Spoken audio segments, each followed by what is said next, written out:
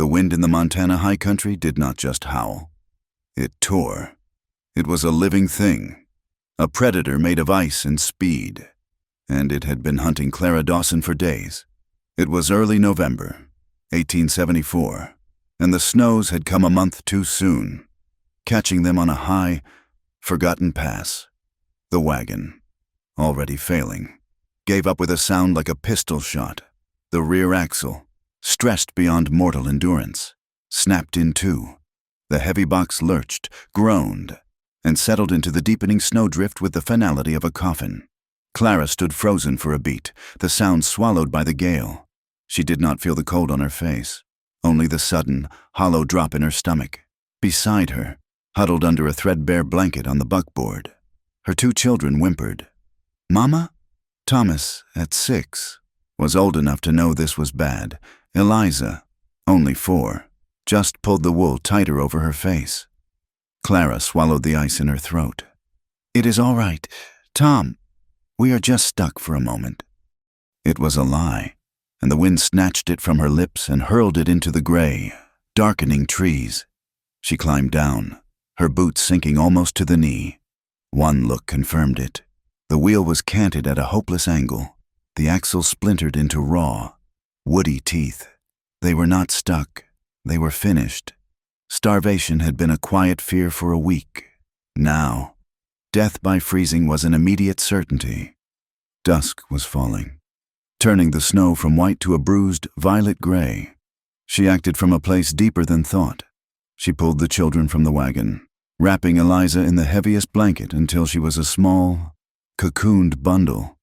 She grabbed the satchel that held the last of the hardtack and her late husband's empty flask. "Thomas, you must hold my hand. Hold it tight and do not let go." He nodded, his small face pale.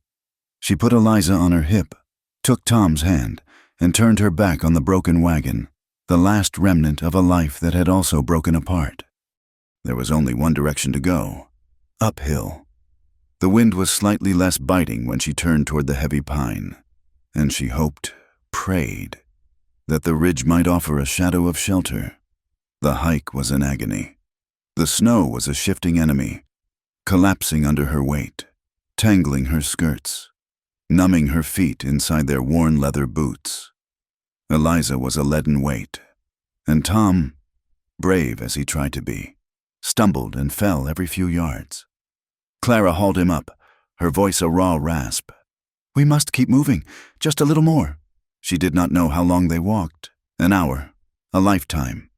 The world narrowed to the burning in her lungs and the screaming of her muscles. The forest was thick, the snow weighting the pine boughs until they drooped like weeping mourners. It was almost full dark when she saw it. Not a light, smoke, a thin gray tendril rising from the trees high up the slope. It was the most beautiful thing she had ever seen. "There, Tom, look, fire!" The hope gave her a last, desperate surge of strength. She pushed through a drift, scratching her face on a low-hanging branch, and stumbled into a small clearing. The cabin was not welcoming. It seemed less built by human hands and more grown from the mountain itself. It was made of thick, dark logs, chinked with mud, and half buried in a snowdrift. A single window, covered in what looked like scraped parchment, glowed a faint, dull orange. It was a fortress, secluded and silent, save for the wind whistling over its low-pitched roof. She left the children huddled by a large boulder, shielded from the worst of the wind. "Stay here. Do not move. I will be right back." She waded to the door, a single heavy slab of wood, and raised a hand that felt like a frozen club. She knocked. The sound was flat, deadened by the storm. She knocked again, harder, using the side of her fist. She heard a sound inside, a scrape, a heavy bar being lifted. The door opened a crack. The immediate blast of warm air, smelling of wood smoke and cooked meat, almost made her weep. A man filled the gap. He was large, built like the trees around his home, and covered in fur. A heavy beard, more gray than brown, covered his face to the cheekbones, but it was his eyes she saw first, narrowed in the dim light, and the long rifle he held balanced in the crook of his arm. The muzzle pointed not at her, but at the ground. "Ready?" He said nothing. He just looked. His eyes were cold, assessing her torn cloak, her frozen hair, the desperation clinging to her like a shroud. Clara found her voice. It was thin and cracked. "Please, sir, my children, we are—" She gestured back toward the boulder, her voice breaking. "Our wagon broke. We are freezing. Please, can we stay tonight?" Silas Ward looked past her, his gaze sweeping the clearing. He saw the two small shapes huddled in the snow. He looked back at the woman. He had lived alone for 5 years. He had chosen this place precisely because no one ever came. His solitude was his penance, and he guarded it like a trapline. This woman was trouble. She was the world, bringing its noise and its pain to his door. He saw the ice crystals on her eyelashes. He heard the girl, Eliza, let out a thin, terrified cough. His hesitation was long enough for Clara to feel the last of her hope begin to die. Then he grunted, the sound like rocks grinding together. He stepped back, pulling the heavy door open wider. The rifle did not move. "Get them inside!" Clara nearly fell in her haste. She ran back, grabbing Tom, lifting Eliza, and herding them through the doorway. Silas watched them stumble in, then close the door. The sound final. He dropped the heavy bar back into its iron brackets. The storm was gone, its roar muffled to a distant, angry moan. The cabin was one room, and it was spare. It was the cell of a man who owned nothing he did not need. A stone hearth dominated one wall, a black pot simmering over a low fire. On another wall, pelts were stretched and drying: wolf, beaver, and a large bearskin. A single cot, neatly made with fur blankets, sat in one corner. A rough-hewn table and 2 stools were in the center. It was functional, it was isolated, and it was warm. The children, drawn by an instinct older than memory, moved straight to the hearth and collapsed onto the stone ledge, soaking in the heat. Eliza was asleep instantly, her small face pale and waxen. Tom just shivered, his teeth chattering too hard to speak. Clara stood by the door, dripping melted snow onto the plank floor. The sudden warmth made her tremble violently. Her hands, raw and red, shook as she tried to unfasten the frozen ties of her bonnet. As she pulled her shawl tighter, the movement exposed the sleeve of her dress, revealing the dark, ugly bruises that circled her left forearm. She pulled the shawl back quickly, hiding her arm, but not before she saw the man's eyes flicker down to the marks, then back to her face. He registered it. He said nothing. Silas Ward moved without wasted motion. He ladled stew from the pot into 2 wooden bowls and handed one to her. It was thick with venison and root vegetables. He pointed to a bucket of water on a bench. He watched her for a moment, then turned his back, giving her a brief privacy to get the children settled. Clara knelt by the fire. She woke Tom gently. "Eat this, it is hot." She fed him first, spoonful by spoonful, until color returned to his cheeks. She took a few bites herself, the hot food searing a path to her empty stomach. She made a bed for the children from her own damp cloak near the fire, settling them close together. They were asleep in seconds, the exhaustion of the ordeal claiming them completely. Only then did she rise and face the man. He was sitting at the table, his own bowl of stew before him, the rifle now leaning against the wall, but still within reach. "There is straw in the corner," he said, his voice a gravelly monotone. He gestured with his chin. "And furs." "Thank you." Her voice was still a whisper. She sat on the stool opposite him. The silence in the cabin was heavy, broken only by the crackle of the fire and the scream of the wind outside. He ate slowly, deliberately. She did, too. He watched her. She felt his gaze, though she kept her own eyes down, fixed on the wooden grain of the table. He saw the worn gold wedding band on her left hand, a ring that seemed too large for her thin finger. He saw the hollows under her cheekbones, the sunken look of hunger that had been there long before today. And he saw her eyes. When she did, rarely, look up, they were watchful, terrified, darting to the door, to him, to her children. These were not the eyes of a woman simply lost in a storm. They were the eyes of a rabbit caught in a snare. "Where you headed?" he asked, his voice low. "West," she replied, her voice barely audible. "Oregon. We have family there." Another lie. She had no one. "Bad time to cross the mountains. We had no choice," she said, and the truth of that statement hung bare between them. He finished his stew, rose, and put the bowl in a bucket. He looked at her. "The storm is settling in. You will be here for a few days." It was not an invitation. It was a fact. Clara just nodded, the new wave of panic rising. A few days, trapped here, with this silent, armed man. But the alternative was the white death outside. That night, she lay in the pile of straw and furs. Her children curled against her. The man, Silas, lay on his cot across the small room. He did not undress, merely kicked off his boots and lay atop his blankets, one arm behind his head. The fire burned down to embers, casting long, strange shadows. Clara did not sleep. She listened to the breathing of her children and the absolute stillness of the man in the cot. The blizzard raged for 4 days. The world vanished beyond the small, parchment-covered window. It was a white, howling void. The confinement was absolute, pressing in on the 4 people in the small room. On the second day, the silence became too much to bear. Silas was outside for a long time, clearing snow from the roof and a path to the woodpile. When he returned, shaking the snow from his heavy fur coat, Clara was kneading a small, poor dough made from his flour and water. He watched her for a moment. "Your man?" he asked, breaking the silence abruptly. Clara's hand stilled in the dough. She stared down at the sticky mass. "He is dead." Silas waited. She swallowed, her throat tight. "It was 3 weeks ago." She said nothing more, but the way she said it was everything.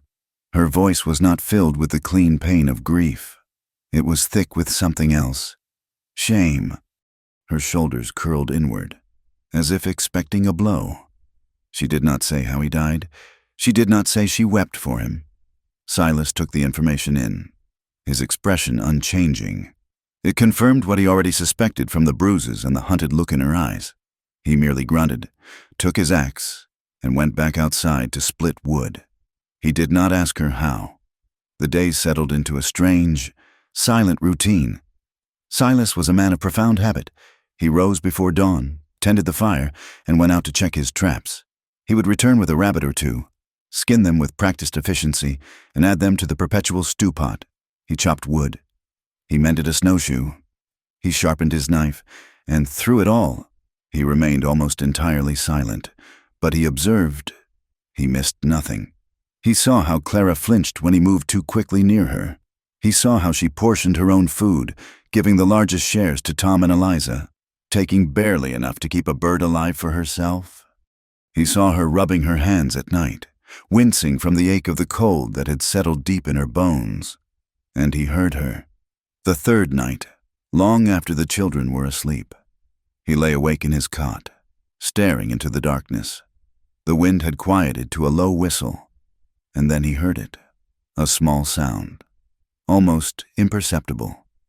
She was in the straw pile, her back to him, her body shaking in a silent, agonizing rhythm. She was crying, stuffing her face into the musty furs to muffle the sobs. It was the sound of a pain so deep it could not bear to be heard. It was a sound he recognized. It was the sound of his own guilt, the sound he swallowed every night thinking of the war, of his brother's face, of the men who died while he lived. The sound of it, coming from her, cracked something in the frozen wall he had built around himself. The next day, the change began. Eliza, warmed and fed for the first time in weeks, let out a small, bubbling laugh.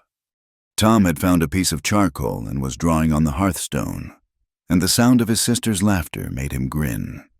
The sound was alien in the cabin. It was a sound of life, bright and sharp. Silas, who was cleaning his rifle, stopped. His hands went still. He looked at the children, his expression unreadable. The sound seemed to wake Clara from her fog. She looked at her children, truly looked at them, and saw the life returning to their faces. A fierce, protective resolve settled over her. She could not be a trembling guest. She had to earn their keep. She stood up. She swept the floor with a broom of bound twigs. She washed his few bowls in the pot with a rag and hot water. She found his meager supplies and, seeing the waste, began to cook properly, stretching the venison and flour, making a thin, savory gravy for the stew. She took his torn shirt, found her own small sewing kit in her satchel, and mended it. She worked without asking. She did not want charity. She was repaying a debt. Silas watched her. The cabin began to change. It smelled of baking bread. However poor, it smelled of soap, a woman's presence, which he had so actively avoided for 5 years, was suddenly everywhere. He found himself restless, awkward in his own home. He did not know what to do with the feeling. On the evening of the 5th day, Clara was moving the heavy iron stew pot from the fire hook. She was tired. Her hands, unaccustomed to the heavy work, were clumsy. The iron handle was hot, hotter than she expected through the rag she was using. She cried out, a sharp, sudden gasp of pain, and dropped the heavy ladle, spattering hot stew across the floor. She snatched her hand back, clutching it to her chest, her face white. Silas moved faster than she had ever seen him. In 2 long strides, he was across the room. He was not gentle, he was urgent. Here! He grabbed her by the good arm and pulled her to the water barrel. He seized her burned hand and plunged it deep into the icy water. Clara gasped again, this time from the shock of the cold. "Hold it there," he commanded, his voice rough. She looked up at him, startled. His face, usually so impassive, was tight with something she could not name. He was not angry. He looked panicked. The sight of her pain had terrified him. She kept her hand in the water until the burning subsided to a dull, pounding ache. He pulled her hand from the barrel. The palm and the side of her fingers were a bright, angry red, already beginning to blister. He cursed, a low, sharp sound under his breath. He went to a small wooden chest in the corner, one she had not seen him open, and took out a small, dark tin. He returned to her. "Give it here." She held out her trembling hand. He opened the tin. It was a dark salve that smelled of pine and herbs. He dipped his fingers into it. His hands were rough, calloused, the knuckles scarred. She expected his touch to be hard, like the rest of him, but it was not. He held her hand steady with one of his and with the other, gently, almost reverently, spread the cool salve over the burned skin. His touch was so light it barely grazed her. He concentrated on the wound, his brow furrowed. Clara stood frozen, watching him.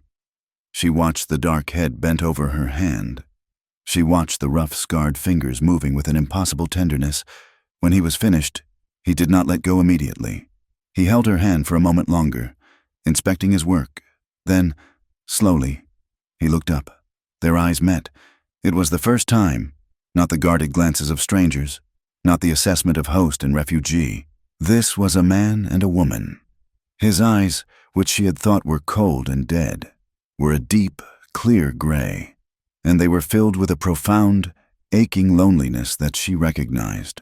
She saw him. He saw her. The silence in the cabin was no longer empty. It was charged, heavy, and full of 1,000 unspoken things, her bruises, his solitude, her fear, his gentleness. The moment stretched, long and painful, a raw connection forged in the quiet of the storm. He was the first to break it. He dropped her hand as if it, too, had burned him. He took a sharp breath and turned away, his broad back rigid. "Be careful with it," he mumbled, and returned to his side of the room. That night, the tension was a new presence in the cabin. The storm had begun to die, the wind a low moan rather than a shriek. The children were asleep. Clara lay in the straw, her hand throbbing. She heard Silas move. He got up from his cot. He walked across the room, his bare feet silent on the wood floor. He stood over her for a moment. She kept her eyes closed, her heart pounding. He took a heavy bear pelt from a hook on the wall, one she had seen him use on his own bed on the coldest nights. He held it out, offering it to her. Clara opened her eyes. She looked at the dark, thick fur. Then she looked up at his face, silhouetted against the faint glow of the embers. "No," she whispered, her voice hoarse. "I am warm." It was pride. It was fear. To accept it felt like accepting something more, a debt she did not know how to repay, an intimacy she was not ready for. "You are cold," he stated. It was a fact. "I am fine. You will need it." He stood there for another long moment, the pelt held in his hand. His jaw tightened. He nodded. Once, a curt, angry motion. He turned, threw the pelt onto his own cot, and lay down. He did not sleep. He lay awake, staring at the ceiling, his hands clenched into fists at his sides. The small room was quiet again, but it was not the silence of his isolation. It was a new, shared silence. He could hear her breathing, the faint, shallow breaths of a person trying to take up no space at all. He could smell the pine salve on her skin. He could see her eyes when she had looked at him, full of fear and a startling, raw vulnerability. His lonely world, the one he had built for 5 years to keep the ghosts at bay, had been breached. This woman, with her hidden bruises and her silent tears, was here, and she was rattling the very foundations of his solitary life. The storm, it turned out, had only been resting. On the 6th morning, Clara awoke not to the pale gray light of a snowbound day, but to a howling, shrieking darkness. The wind had returned, driving a new, granular ice that struck the cabin walls like handfuls of thrown gravel. The world outside the parchment window was gone, replaced by a churning, angry white. Silas stood by the door, listening. He had been listening for an hour. "It is not a pass," he finally said, his voice a low rumble. "It is a stop. This is a deep snow. It will hold." Clara, tending to the children by the fire, felt her stomach tighten. Her burned hand, wrapped in a clean rag, throbbed with the cold. "Hold for how long?" "Weeks," he said. He did not look at her. He looked at the door, as if assessing an enemy. "The high passes will be sealed until spring. We are here." The finality of it chilled her more than the draft coming from under the door. They were not guests. They were prisoners. She looked at the last, small sack of flour. She looked at the sliver of salted pork hanging from a rafter. She looked at her 2 children, whose faces had just regained a hint of color. Silas seemed untroubled. He merely accepted the new reality. He pulled on his heavy fur coat and boots, took his axe, and went out. He was gone for 3 hours.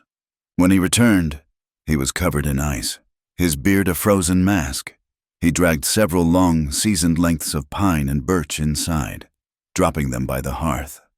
"What are you doing?" Tom asked, his voice small. Silas knelt by the wood, chipping the ice from it. "Working." He began to carve. For 2 days, as the blizzard screamed, the cabin was filled with the rhythmic scrape of his knife. He was splitting the birch into thin, flexible runners, lashing them to the pine cross-sections with strips of rawhide. He was making a sled. "Why?" Clara finally asked, driven mad by the silence and the endless wind. "Because the snow is too deep to walk with snowshoes, and we are low on salt," he said, not looking up. "And flour." Her breath caught. "You mean to go out in this? There is a cache, a trapper's cabin, 3 miles north, down in the ravine, old Jebediah. He did not come back last winter. His supplies will be there." He was not just carving a sled. He was carving their survival. He was provisioning, not for 1 man, but for 4. The realization struck Clara with the force of a physical blow. He had accepted them. The confinement forged a strange, unwilling intimacy.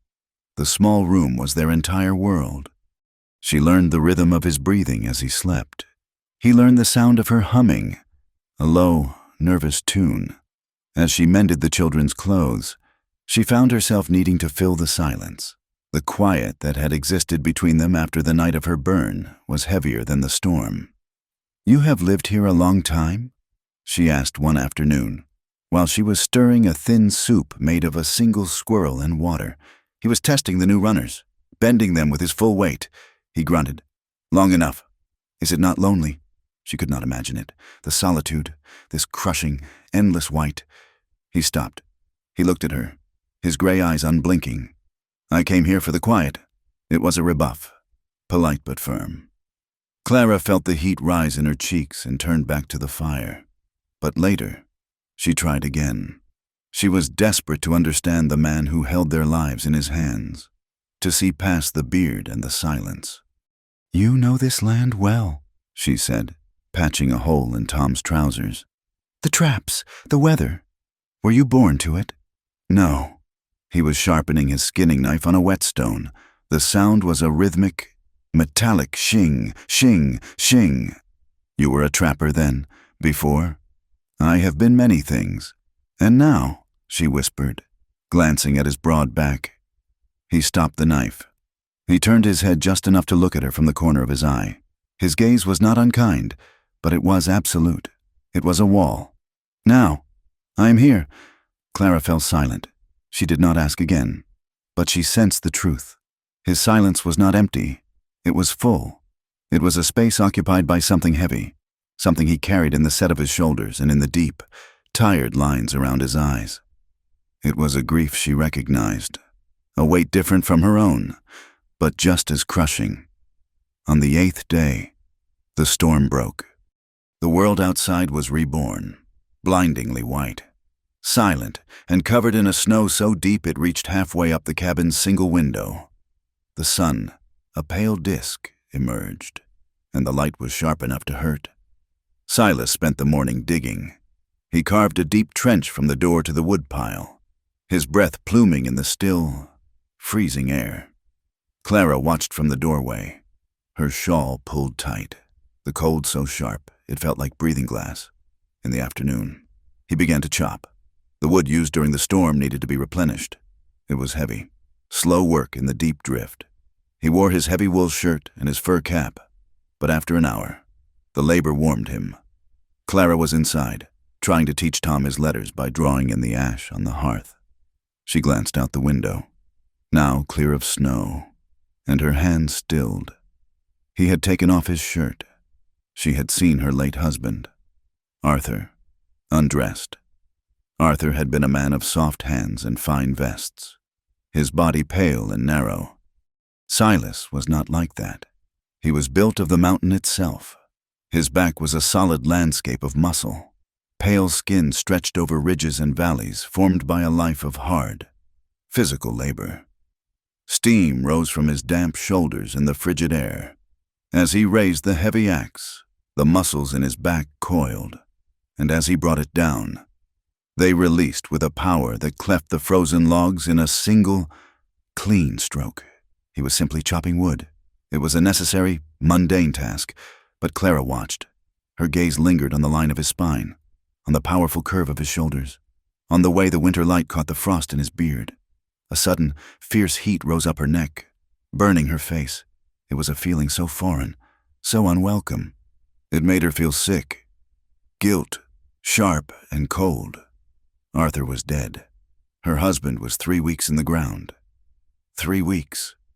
And she was standing here, safe in a stranger's cabin, feeling a forbidden, treacherous warmth spread through her limbs as she watched him work.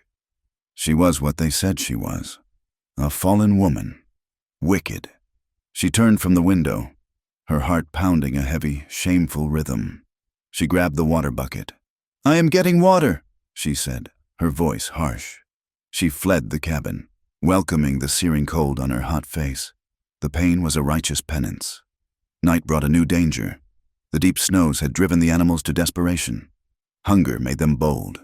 It began as a low sound, a distant, mournful harmony that Clara, drowsing by the fire, mistook for the wind rising again.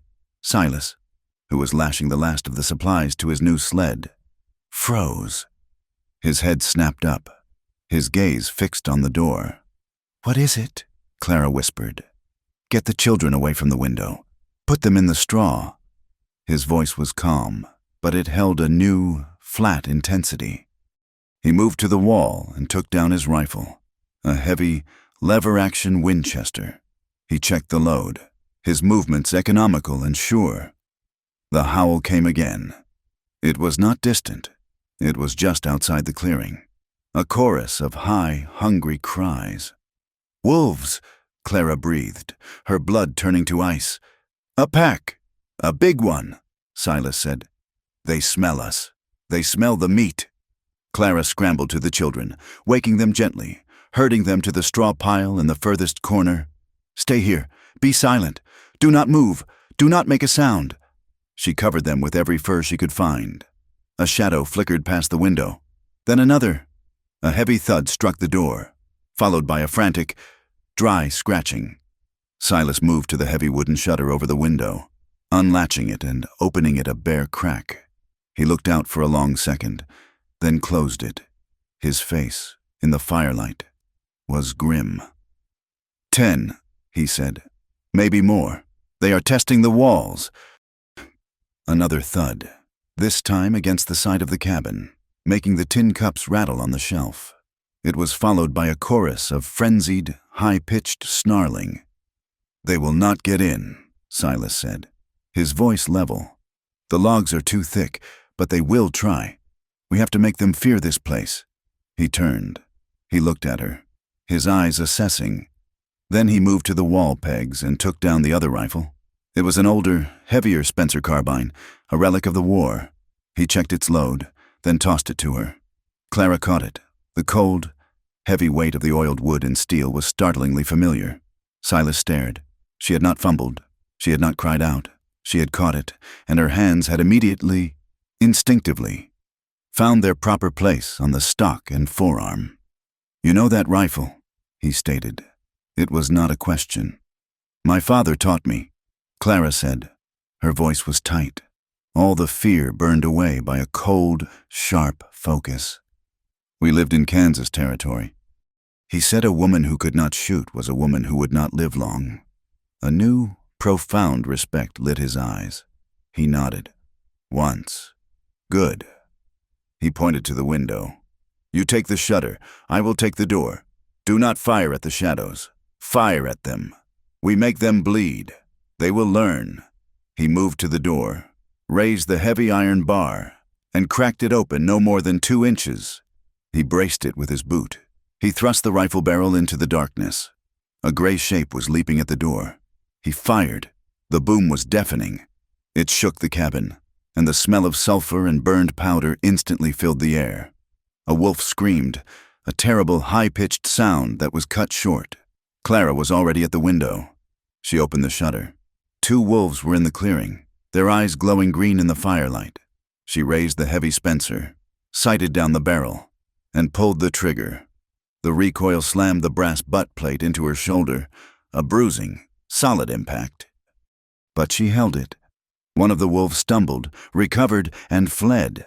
They fired in a dreadful, rhythmic sequence. Silas, a boom from the door. Clara, a crack from the window. The cabin filled with smoke. The air outside was alive with snarling, yelping, and the sounds of the pack turning on its own wounded. After a full, terrible minute, Silas held up a hand. "Hold!" He slammed the door and dropped the bar. Clara shuttered the window.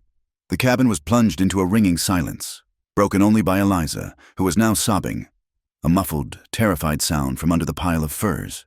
Silas stood listening. The barrel of his rifle pointed at the ceiling. The sounds outside had faded. There was a low growling, then silence. "They are gone," he said. "They will take their dead and they will not be back." He leaned his rifle against the wall. Clara leaned hers beside it. Her entire body was shaking, a violent, uncontrollable tremor. The adrenaline drained from her, leaving her so weak she had to sit on the stool. She put her head in her hands, her shoulders trembling. Silas did not go back to his cot. He stoked the fire, adding logs until it roared. A bright, cheerful defiance against the dark. He looked at Clara, her head bent, her body shaking. "You did well, Clara," he said, his voice quiet. She nodded, unable to speak, and went to the children, pulling them from the straw and holding them close. They sat for a long time in the smoky, warm room, the near violence still vibrating in the air. "I have not seen a pack that bold in 2 years," Silas said, staring into the flames. He seemed to be speaking to himself. "The deep snow makes them hungry, and hunger makes them foolish." "Like men," Clara whispered, her voice raw. Silas looked at her. Her face was pale, streaked with soot, her eyes wide and haunted. The wall of his silence, the one he had guarded for 5 years, finally cracked. "I lost my brother in the war," he said. Clara's head came up. She stared at him. "He was younger than me," Silas said, his voice a low, rough monotone. "My kid brother, Caleb, he wanted to be a soldier, just like me. He signed up to follow me. I was his captain. I was supposed to keep him safe." He picked up a stick and poked at the fire, watching the embers shower upward. "We were at Shiloh, in the hornet's nest. I told him to hold a position. I told him to hold it. The Rebs overran us." He looked down at his hands. "I lived. He did not. His whole company, gone, wiped out." He had not said the name Caleb aloud in years. The confession left him feeling hollowed out, exposed. "I came out here after the surrender, 5 years ago. Seemed right. A place where there was nothing left to protect, nothing left to lose." He had laid his burden on the hearth between them. It was an offering, a piece of his soul, raw and bleeding. Clara watched him, her own grief rising to meet his. He had lost his brother to duty. She had lost her life to a lie. The shared danger, the scent of gunpowder, his sudden, shocking vulnerability. It broke her, too. "I fled," she said, her voice a thread of sound. He waited, his gaze fixed on her. "My husband, Arthur, his death. It was not natural." Silas did not move. He was found in his office. Clara whispered, the words tasting like poison. "He had been shot, but they found an empty bottle of laudanum by his glass. The sheriff, he said I poisoned him first, then shot him, to make it look like a robbery." "Did you?" Silas asked. His voice was not accusatory. It was flat. He just needed to know. "No." A single hot tear escaped and traced a clean path through the soot on her cheek. "He was a gambler. He owed dangerous men. They came to the house, but his family, his father, he runs the town. He hated me. He told the sheriff I was a whore, that I did it for Arthur's money." She choked on a sob. "They were coming to arrest me. I took the children, and the wagon, and I ran. I have been running ever since." Silas watched her. He took in her words. He weighed them against the bruises she had hidden. He weighed them against the steady way she had held the Spencer and fired into the darkness. He weighed them against the shame in her voice when she spoke of her husband. He did not pry. He did not ask for details, or why her father-in-law was so cruel. He did not need to. He had seen the world. He just nodded, a slow, final movement. He believed her, and in that moment, the way he watched her changed. The suspicion of the outsider, the wariness of the refugee, it all fell away.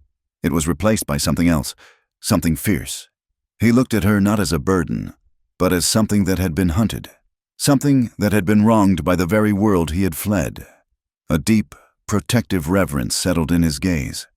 The days that followed were different. The shared confessions, the shared defense of the cabin, had altered the air. It was no longer his cabin, and their shelter. It was our cabin. Thomas, who had watched Silas with a child's unfiltered awe, began to shadow him. "Sir," Tom asked. Silas was mending the sled harness, which had snapped in the cold. Silas grunted, unused to the formal address. "What is it, boy?" "Can I help?" Silas looked at the small, eager face. He hesitated, then handed him a piece of scrap leather. "Hold this. Pull. Tight." From then on, Tom called him Sir. "Sir, is the fire hot? Sir, did you see the snow fall on the roof?" Eliza, who was quieter, found her own way. Silas was sitting at the table, mending a tear in his moccasin. He sat, as he always did, with a hunter's absolute stillness. Eliza, holding her small corn-husk doll, toddled over to him. She stared at his beard, then at the long, graying hair he kept tied back with a leather thong. Clara tensed, ready to scoop her up. "Eliza, honey, leave him be." But Silas held up a large hand. "She is fine." Eliza reached out a tiny, hesitant hand and touched his hair. Silas froze. His entire body went rigid. He was a man unused to any touch, let alone the gentle, innocent, curious touch of a child. She began to play with it, humming a small, tuneless song, trying to braid a section with her clumsy fingers.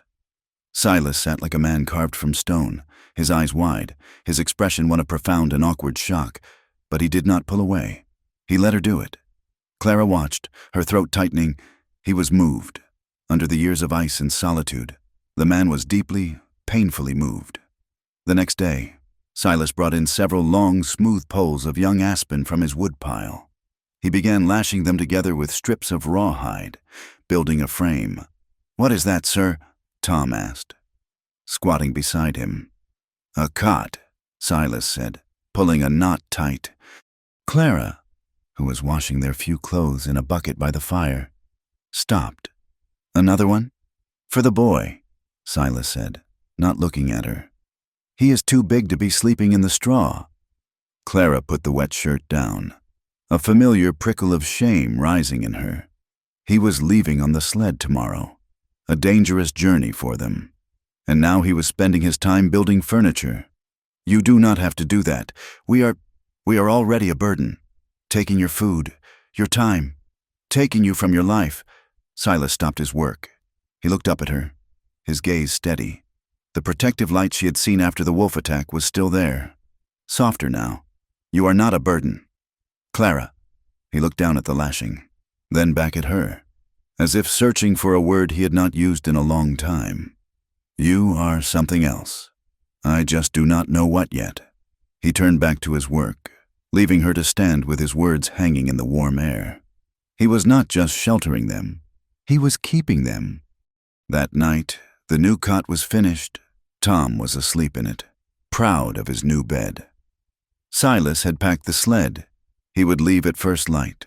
The children were asleep. The cabin was quiet, bathed in the low, orange glow of the fire. Clara was sitting on the stool, her knees drawn to her chest, watching the flames. "Thank you," she said, her voice quiet. "For the cot, for everything, for believing me." Silas, who had been checking the weather from the doorway, closed the door and barred it. He went to his small wooden chest, the one where he kept the salve, and took out a dark brown bottle and 2 tin cups. He uncorked the bottle and poured a small amount of whiskey into each cup. He held one out to her. "It will help the cold." Clara hesitated. A decent woman, a grieving widow, would not, but she was so tired and so cold, and the gesture was one of equality, not charity. She accepted the cup. Their fingers brushed as she took it. The small, brief shock of his skin against hers was as potent as the whiskey fumes. He did not go to his cot. He sat on the other stool, close to the fire. They sat in silence, drinking the harsh, burning liquid. It spread a slow, welcome warmth through her limbs, thawing a cold that was buried deep in her bones. They said nothing. His confession, her confession, the shared defense, the children, it all hung in the air between them, a new, complex reality. Clara felt the last of her strength, the brittle, sharp edges she had kept honed for weeks, finally begin to soften. The warmth of the fire, the slow burn of the whiskey, the solid, unmoving presence of the man beside her. It was too much. Her body, starved of comfort and safety, made a choice without her. She leaned. Her head came to rest, tentatively, on his shoulder. Silas went rigid. Every muscle in his body turned to iron. He was a fortress, and the walls were being breached. He could smell the faint, clean scent of her hair, feel the light, impossible weight of her head. He wanted to pull away. He wanted to wrap his arm around her. He did nothing. He sat, frozen, his hand gripping his tin cup so hard his knuckles ached. Clara did not seem to notice his stiffness. She was lost in the simple, profound relief of leaning on something that did not tremble.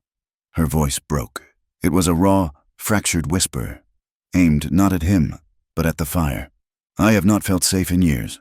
She had not been safe when Arthur was alive, his rages and his debts a constant shadow. She had not been safe when he died, his family's accusations a promise of the gallows. She had not been safe on the trail, the cold and starvation her only companions. But here, in this remote cabin, trapped by a blizzard, with a bearded stranger who had killed men in a war and who had faced down wolves at his door, she was, for this one moment, safe. The confession was more intimate than any touch, more binding than any promise. Silas did not move. He did not speak. He did not comfort her. He simply sat, bearing her weight. He closed his eyes. The image of his brother's face, which had haunted him for 5 years, momentarily eclipsed by the feeling of the woman resting against him. The world he had built to keep the ghosts at bay was gone. She had replaced it. Silas returned from the trapper's cache with 2 sacks of flour, a small keg of salt pork, and a pouch of coffee beans. It was a bounty, but as he unpacked it, he knew it was not enough. The meager supplies of a dead man, meant for one, would not last 4 people through a mountain winter. The pork was already half gone, the flour dwindling with every loaf of bread Clara baked. By the end of the 3rd week, the salt was gone. The stew was flat and tasteless. The rabbits he caught in his snares were lean, barely enough to feed the children. "We need meat," he announced one gray morning, his voice scraping the quiet of the cabin. "A real kill, something that will last." He was checking the action on his Winchester, the brass cartridges glinting as he worked the lever. He pulled on his heavy fur coat. "I am coming with you," Clara said. She was by the fire, mending a tear in Eliza's dress. She did not look up, but her voice was firm. Silas stopped, his hand on the door latch. "No, you will stay with the children. They will be fine," she said, finally raising her head. Her eyes were clear, determined. "Tom is old enough to tend the fire for a morning. You need 2 people, one to shoot and one to watch your back. The wolves are still out there." He stared at her, ready to argue. The cold was brutal, the snow deep. It was no place for her. But he remembered the night of the attack. He remembered how she had caught the heavy Spencer, how she had stood at the window and fired without panic. "I can shoot, Silas," she said, reading his mind. "I told you, I will not be a mouth that only eats. I will earn our keep." His hesitation was brief. He looked at her, at the quiet strength that had returned to her face now that she was fed and warm. She was no longer the waif who had collapsed on his doorstep. She was a woman. He grunted. He crossed the room and took the Spencer carbine from its pegs. He did not toss it this time. He handed it to her. "But first, keep it quiet. The boy knows not to touch them, but he is still a boy." She took the rifle, the weight familiar and reassuring. She gave Tom solemn instructions, charging him with the care of his sister and the fire, a duty he accepted with a puff of his small chest. They left at first light, 2 dark figures moving into a silent, white world. Silas moved like a ghost. He wore the snowshoes he had mended, gliding over the deep drifts, his head on a constant, slow swivel, his rifle resting in the crook of his arm. Clara, her own boots wrapped in rags for silence and grip, walked in his exact footsteps, mimicking his movements. She was impressed. He seemed to be a part of the landscape, reading the dip of the snow, the broken twigs, the faint, frozen tracks she could barely see. She kept up. The air was thin and bit at her lungs, but her body was stronger now. She did not stumble. She did not make a sound. He stopped, holding up a gloved hand. He pointed, not with his finger, but with his chin. Clara squinted. Far off, in a small clearing where the wind had blown the snow thin, she saw it, a cow elk, its coat a thick, wintry gray. It was pawing at the frozen ground, digging for lichen. Silas unslung his Winchester. He looked at the distance. It was a long shot, nearly 200 yards. He glanced at Clara. He gestured to the Spencer. "The carbine is not sure at this range." He held out his own rifle. "You take it." Clara's breath caught. He was giving her the shot. He was trusting her with their food, with his better weapon. She shook her head, pointing at him. It's your rifle. Take it, he insisted, his voice a low rasp. I have watched you. Your hands are steady. Slowly, she traded him. The Winchester was heavier, longer, perfectly balanced. She knelt, resting the barrel on the thick bough of a pine, just as her father had taught her. She sighted down the long barrel. The elk's broadside filled the small iron notch. She let out her breath, slowly, finding the stillness. Her finger tightened on the trigger. The elk lifted its head, its large, dark eyes seeming to look right at her. It was a beautiful, powerful, living thing. She saw its breath plume in the frozen air, and she thought of Arthur, his body in the office. She thought of the blood. She thought of the sudden, ugly finality of death. Her hand trembled, a fine, betraying shake. The elk tensed. It had caught their scent. In another second, it would be gone. Boom! The sound of Silas's shot from the Spencer, right next to her ear, made her jump. The elk stumbled, fell to its knees, and then collapsed onto its side, a dark stain spreading on the snow. Silas was already moving, running low through the snow, his knife in his hand. Clara stood up, her legs weak. She was shaking, not from the cold. She had failed. She had hesitated. By the time she reached the clearing, Silas was already at work, his back to her, his movements swift and practiced. The animal was dead. He did not look up as she approached. He just worked. You had the shot, he said, his voice flat. I know. Her voice was a small, shamed whisper. I saw it. I could not. He finished his cut, then finally looked at her. Her face was pale, her eyes haunted. He saw the self-loathing in them. He had seen men break after their first kill. He had seen this look before. He rose, wiping his bloody hands on the snow. He walked over to her. She still held his rifle, her hands clenched white on the stock. He reached out and placed his large, warm, bloody hand over hers, steadying her, steadying the rifle. It's okay, he said, his voice quiet. The work is harder than the kill, but the kill, it costs something. It is okay. She looked at him, gratitude and confusion warring in her eyes. He had not shamed her. He had understood. He took his rifle from her. Now, we have work to do if we mean to eat. The work was brutal, intimate, and bloody, but Clara did not flinch. She held the legs. She helped him roll the heavy carcass. She learned to use the skinning knife, her hands, clumsy at first, growing more steady under his quiet instruction. The killing had been a moral crisis. The butchering was just labor. They dragged the heavy, quartered sections back to the cabin on the small sled. A grueling, 3-hour journey. They arrived exhausted, covered in sweat and blood, but victorious. Tom and Eliza met them at the door, their eyes wide at the sheer volume of meat. That night, they feasted. Silas fried fresh liver and heart in the last of the pork fat. The taste was rich, metallic, and life-giving. The children ate until their bellies were round and fell asleep by the fire, smiling. Later, after the cabin was quiet, Clara and Silas sat by the fire, the tension of the hunt gone, replaced by the deep, shared satisfaction of a full larder. Clara stared into the flames. The day's events, the shared hunt, her failure, his understanding, had broken down another wall. He was so deep in it. Silas, she said, her voice so low he had to lean forward to hear her. My husband. Silas said nothing. He just waited, his hands resting on his knees. The gambling, she continued, the words spilling out, as if she could no longer hold them. It was not just cards. It was bigger. There were men. They would come to the house, late at night. Men with cold eyes and fine suits, who never smiled. Arthur would be terrified. He would lock himself in his study. She shuddered.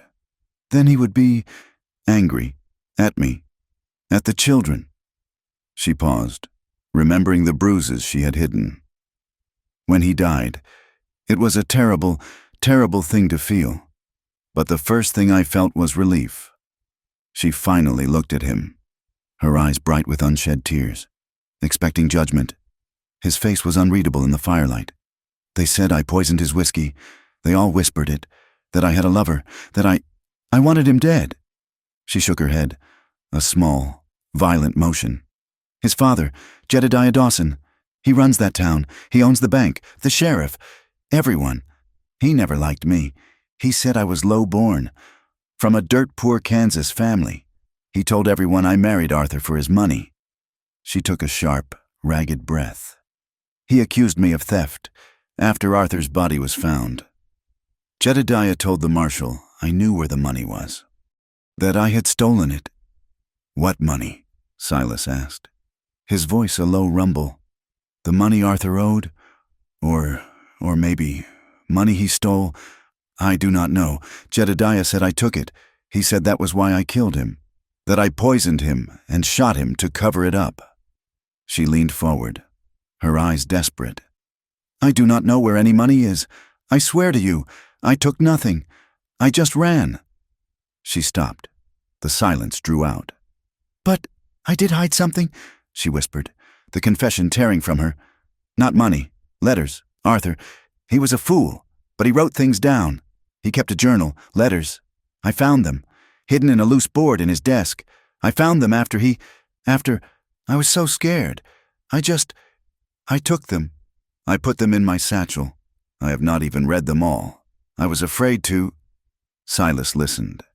He did not move, but his jaw clenched, the muscle tightening into a hard knot. He had seen men like Jedediah Dawson, men who owned towns, who owned people, who twisted the truth until it became a weapon. He had seen the world prey on the weak, on those like Clara, who had no one to stand for them. He did not say, I believe you. He did not need to. The quiet, burning anger in his eyes was for her. He just nodded. Once, his face grim. They are fools, he said. The confession settled between them. The last secret laid bare. The cabin, which had once felt spare and empty, was now too small. It was filled with their shared histories, their shared dangers, and a new, unspoken awareness that thrummed in the air between them. A simple act became charged. He passed her a log for the fire, and their fingers brushed. The contact was brief, accidental, but it sent a jolt through both of them. They pulled back as if burned.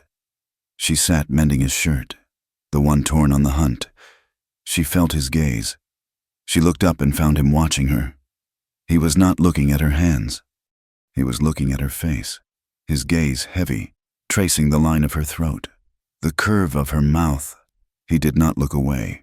Clara's face burned, and she dropped her eyes to her sewing, her heart hammering a fast, unsteady rhythm. The silences were the worst. They would sit in the evening, the children asleep, the fire crackling. They no longer needed to talk, but the quiet was alive. It was full of the night she had leaned on his shoulder. It was full of the hunt. It was full of her secrets. It was full of what they both now knew. He found himself watching her constantly. The way the firelight caught the red strands in her brown hair, the quiet, efficient strength in her hands as she kneaded dough for their bread. The fierce, almost animal-like love in her eyes when she held Eliza. She found herself watching him, the way he moved with such absolute, quiet power, the unexpected gentleness in his large, scarred hands as he carved a small wooden bird for Eliza, the profound, aching loneliness that settled in his eyes when he stood by the window, staring out at the snow, thinking she was not looking. It had been weeks since she had truly been clean, the grime of the trail, the blood of the hunt, the smoke of the cabin. It was a second skin. One night, after the children were sound asleep, she began to heat water, pot after pot, melting snow. She filled the large tin washtub that Silas used for laundry. The cabin grew thick with steam. She turned to Silas. He was on his cot, his back to her, running a cloth over his rifle, pretending to be busy. "I need to bathe," she said. Her voice was small, uncertain. "Go on," he said, his voice rough. He did not turn around. "I will keep my back." She hesitated. The cabin was one room. There was no privacy, but the need for the hot water was an ache. She turned her back to him and began to undress. Her clothes were stiff with dirt. She dropped them in a pile, her fingers clumsy. The warm, steam-filled air touched her bare skin. She shivered. She stepped into the tub. The heat was a miracle, a shock of pure, agonizing pleasure. She let out a small sigh, sinking into the water, letting it cover her shoulders. She scrubbed her skin, her hair, washing away weeks of grime and fear and grief. She felt herself, her own body, emerging from under the dirt. She soaked, her head leaned back until the water began to cool. The fire crackled. The children breathed softly. Silas had not moved. He was absolutely still. She stood up, water streaming from her. She was naked in the firelight. The room was silent. She knew he was awake. She could feel his awareness on her skin, a tangible, prickling heat. Her clean shift lay on the stool. She reached for it, and she paused. For 1 second. 2. A hesitation that came from a place she did not recognize, a place that was not the shamed widow, not the terrified refugee, a place that was just a woman, alive. In the dead quiet, she heard a sound, a tiny, sharp intake of air. He had looked. She turned her head. He was already facing away again, his shoulders rigid, his head bent over the rifle as if in prayer. But he had looked. Her face, her neck, her entire body burned. She snatched the shift, pulling the clean, coarse cotton over her head, her hands trembling. She quickly dried her hair with a rag and hurried to her straw bed. She lay in the straw, but sleep was an ocean away. Her skin was clean, tingling from the hot water, from his gaze. She was warm. She was safe, and she was full of a fierce, desperate, and terrifying longing. It was not just for a man. It was for life, for a human touch that was not a blow, for a connection that was not based on fear or debt. She heard him shift in his cot. He was not asleep. The air between them was a taut, humming wire. An hour passed. The fire burned down to a red, pulsing heart. She could not bear it.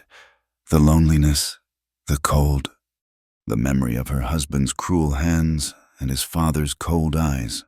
She rose from the straw, a pale ghost in her white shift. She moved across the small, shadowed space. She stopped by his cot. He was lying on his back, his eyes open, watching her. He had been waiting. "I can't sleep," she whispered. It was the plainest, most honest truth she had ever spoken. He said nothing. He just watched her, his face a map of shadows, the conflict in his eyes so deep it looked like pain.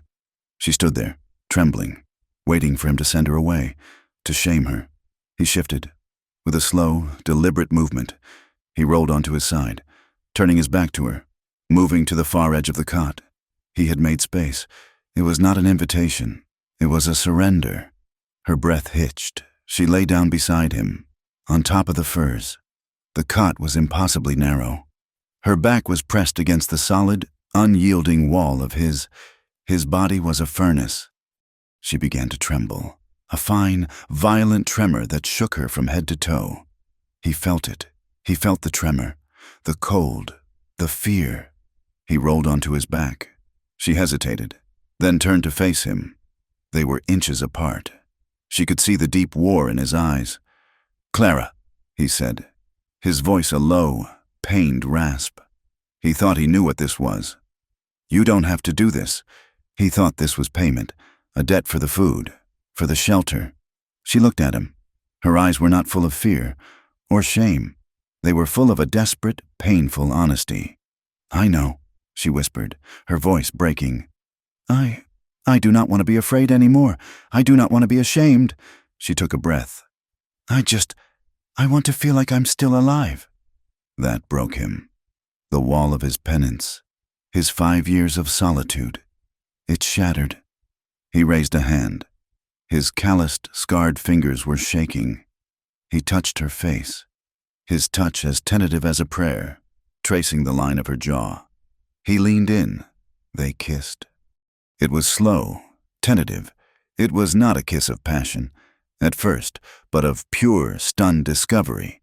It was the taste of wood smoke and coffee and the salt of his skin. It was the rough, startling graze of his beard against her face. A small sound tore from her throat, a sob or a sigh, and her hand came up to grip his shirt. That sound destroyed his control. The tentativeness vanished, replaced by a sudden, fierce longing, a hunger. This was not a man and a woman. This was two people, starved of touch, of comfort, of life, finding it in the darkness. His arm came around her, pulling her against his hard body. The kiss deepened, became raw, hungry, and desperate. It was 5 years of profound loneliness for him. It was a lifetime of fear for her. It all poured into the kiss. He was heavy, powerful. He shifted, moving over her, his other hand tangling in her still damp hair, cupping the back of her head. He was lost. She was lost. And then, just as suddenly, he stopped. He pulled back, his breath coming in harsh, ragged gasps. He rested his forehead against hers. He was trembling. He looked into her eyes. He saw her. The woman, not the victim. The strong, brave, terrified woman who had fired a rifle and bathed in his tub and confessed her secrets. No, he whispered. The word was torn from him. He pulled away, rolling off her, sitting up on the edge of the cot. He buried his face in his hands. She lay there, stunned, cold, her body aching with a rejection that was worse than any insult. Silas, he ran his hands through his hair, his back rigid. You deserve more than this. More than what? She whispered, the sting of shame bringing tears to her eyes. He turned to look at her. His face was a mask of agony, of a deep, agonizing tenderness she did not understand. More than a roll in a cot with a broken man, in a cabin you are trapped in. More than this. He gestured to the room, to the snow, to himself, hiding, frightened. You deserve a home. You deserve a good man, a real life. Not this. He stood, grabbed his heaviest fur, and moved to the other side of the cabin. He sat on the stool by the cold hearth, his back to her, and wrapped the fur around his shoulders. He would not sleep. He would watch. The morning came, gray and heavy. Clara awoke in the straw. She had, at some point, returned to her own bed, though she did not remember it. The shame was a physical weight, cold and heavy in her stomach.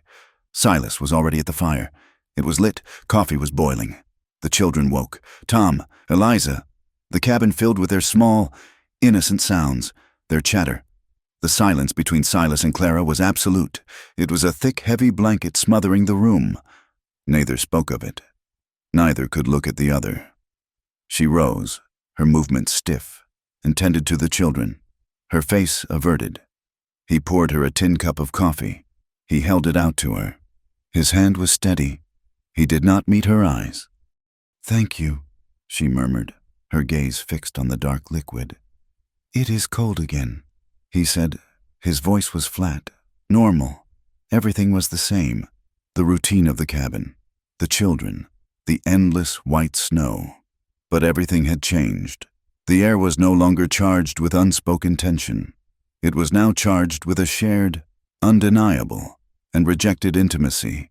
A warmth, a new, strange, and impossible warmth that had nothing to do with the fire. It was the warmth of what had happened. It was the warmth of his kiss, and, most powerfully, it was the warmth of his refusal. He had not taken what she had offered in her desperation. He had, in his own rough way, honored her.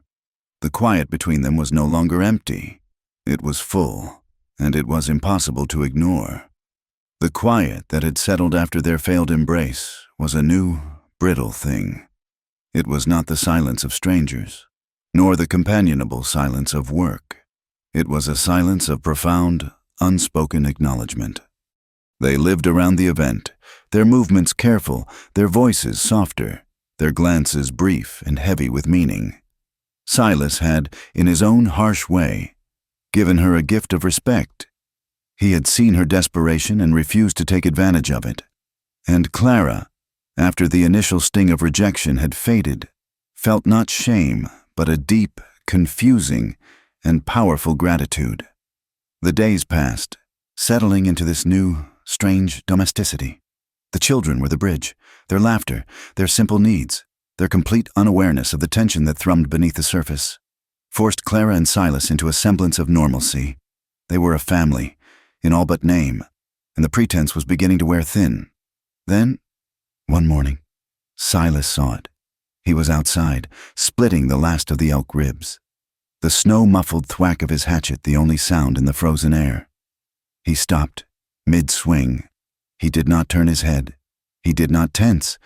He simply went still. His stillness was more alarming than any sudden movement.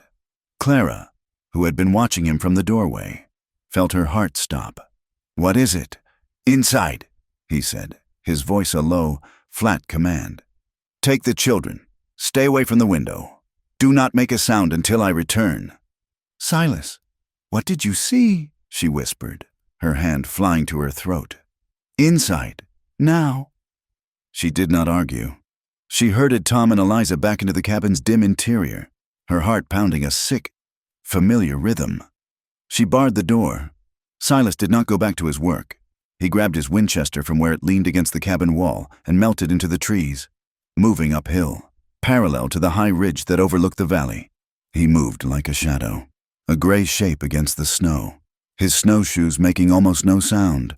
He saw the rider clearly from his vantage point, a single man on a tired-looking sorrel, picking his way slowly along the frozen creek bed far below. He was not a trapper. His clothes were too new, his rifle a townman's rifle, shiny and clean. He was a scout. He was searching. Silas watched him for an hour. The man made a cold camp down by the water, his fire small and smoky. He seemed restless. He studied the ridges, his gaze passing over the hidden cleft in the rock where Silas's cabin was nestled. But seeing nothing, the cabin was invisible from the valley floor.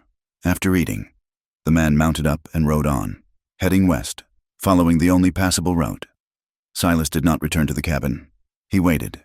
He waited for another 2 hours, motionless in the freezing cold, until he was certain the man was alone.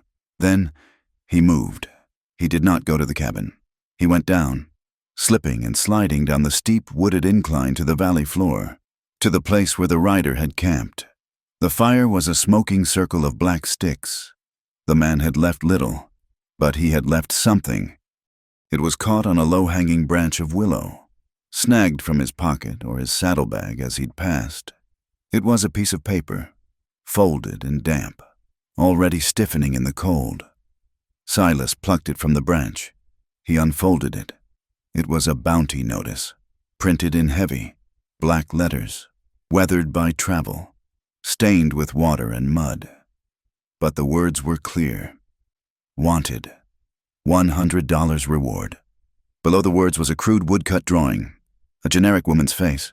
It looked nothing like her, but the name, printed below, struck him like a physical blow. Clara Dawson. For question of murder and theft, it named the town, the county, and the man to whom she was to be delivered, Jedediah Dawson. Silas stood for a long time, the paper in his hand, the quiet valley, the silent trees, the cold air, it all receded. All he could hear was the blood pounding in his ears.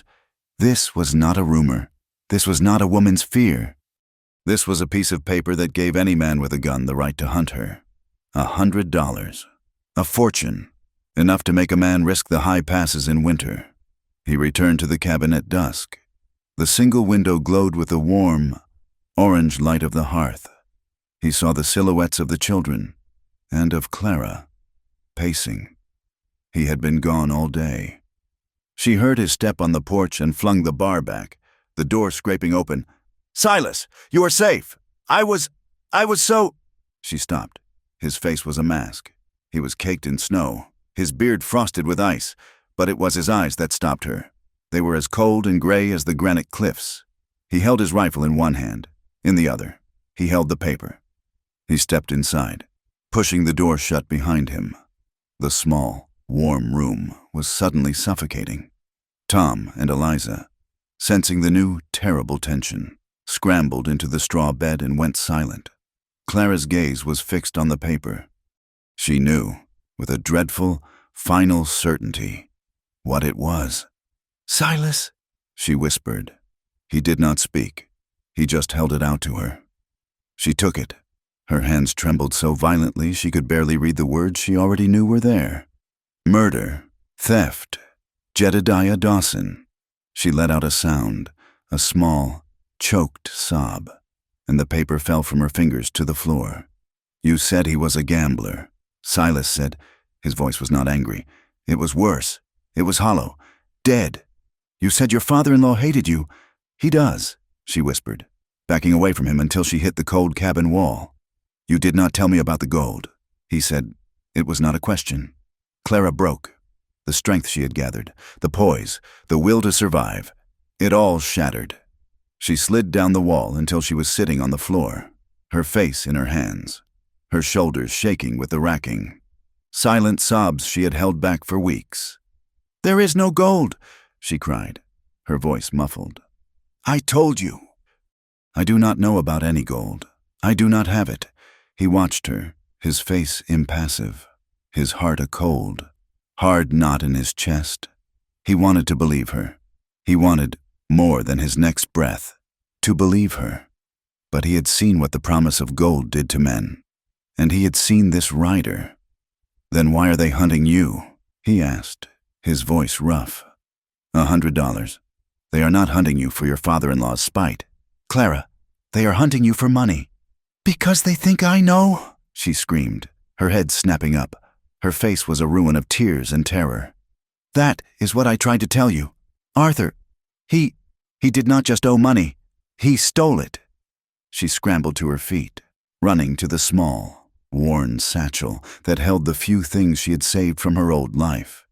She tore it open, her hands shaking, and pulled out the small, oilcloth-wrapped packet of letters. "He stole it," she said, her voice cracking. "From them, the men in the fine suits. He stole it from them. And Jedediah.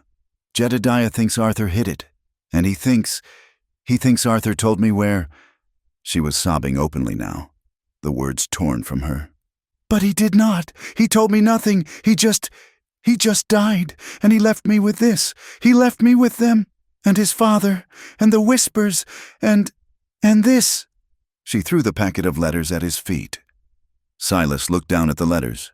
He looked at her entire body trembling, her eyes wide with a desperate, animal-like terror. He saw the truth. It was not the guile of a thief. It was the pure, unadulterated panic of the hunted. He had seen this look before, too, on the faces of young recruits who had broken, on the faces of men about to die. He had been a fool. He had let the world in, and this was the cost. He bent down. He did not pick up the letters. He picked up the bounty notice. Clara watched him, her breath catching in her throat. He held the paper. He looked at her, his gaze steady, the coldness gone, replaced by a slow, burning fire. He turned and, with a calm, deliberate movement, he unfolded the paper and dropped it into the heart of the fire.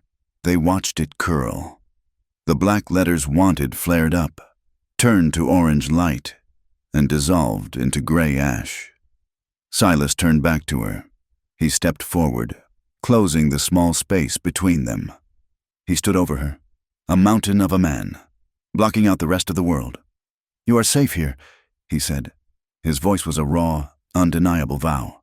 "Let them come." That night, the cabin was a tomb of silent fear. The rider was out there, the world was out there, the paper was ash, but the threat was real, and it was riding the valley. Clara put the children to bed, but she could not rest. She sat on the stool by the fire, her arms wrapped around her knees, staring into the flames where the notice had burned. She was shaking. The cold had returned, a deep, internal ice that had nothing to do with the weather. It was the cold of the grave, the cold of the gallows. She began to cry. Not the silent, hidden sobs he had heard before. This was a breakdown, the terror of the day, the memory of her husband's betrayal, the dreadful, looming shadow of Jedediah Dawson. It all crested. She put her face in her hands and wept, a raw, ragged sound of a soul that had finally given up. Silas lay on his cot, listening. He had listened to her cry before and done nothing. He had refused her touch. He had kept his distance. He could not do it now. He rose from the cot. He did not pause. He did not hesitate. He crossed the small room and knelt before her. She flinched, looking up, her face blurred with tears. He did not speak. He just reached out, his large, rough hands cupping her shoulders, and pulled her from the stool. He pulled her into his arms, against his chest, and just held her. Clara's body was rigid with shock for a moment, and then she collapsed against him, her hands grabbing his shirt, her face pressed into the coarse wool. She wept. She wept for her lost life, for her dead, cruel husband, for her terrified children, for the fact that she was here, in the arms of a stranger, her last, only hope. He held her. He let her cry until the sobs subsided into shuddering, exhausted breaths. He held her with a strength that was not possessive, but absolute. It was the strength of a fortress wall, a strength that said, "They will not pass." He lifted her. She weighed almost nothing. He carried her the few steps to his cot and lay her down on the furs. He lay down beside her, pulling the heavy bear pelt over both of them, and gathered her close. This was not the night before. This was not the desperate, fumbling need of two lonely people. There was no fear. There was no hesitation. She turned in his arms to face him. He looked down at her, his face inches from hers in the dim, glowing light of the embers. He saw her, all of her. The fear, the strength, the woman.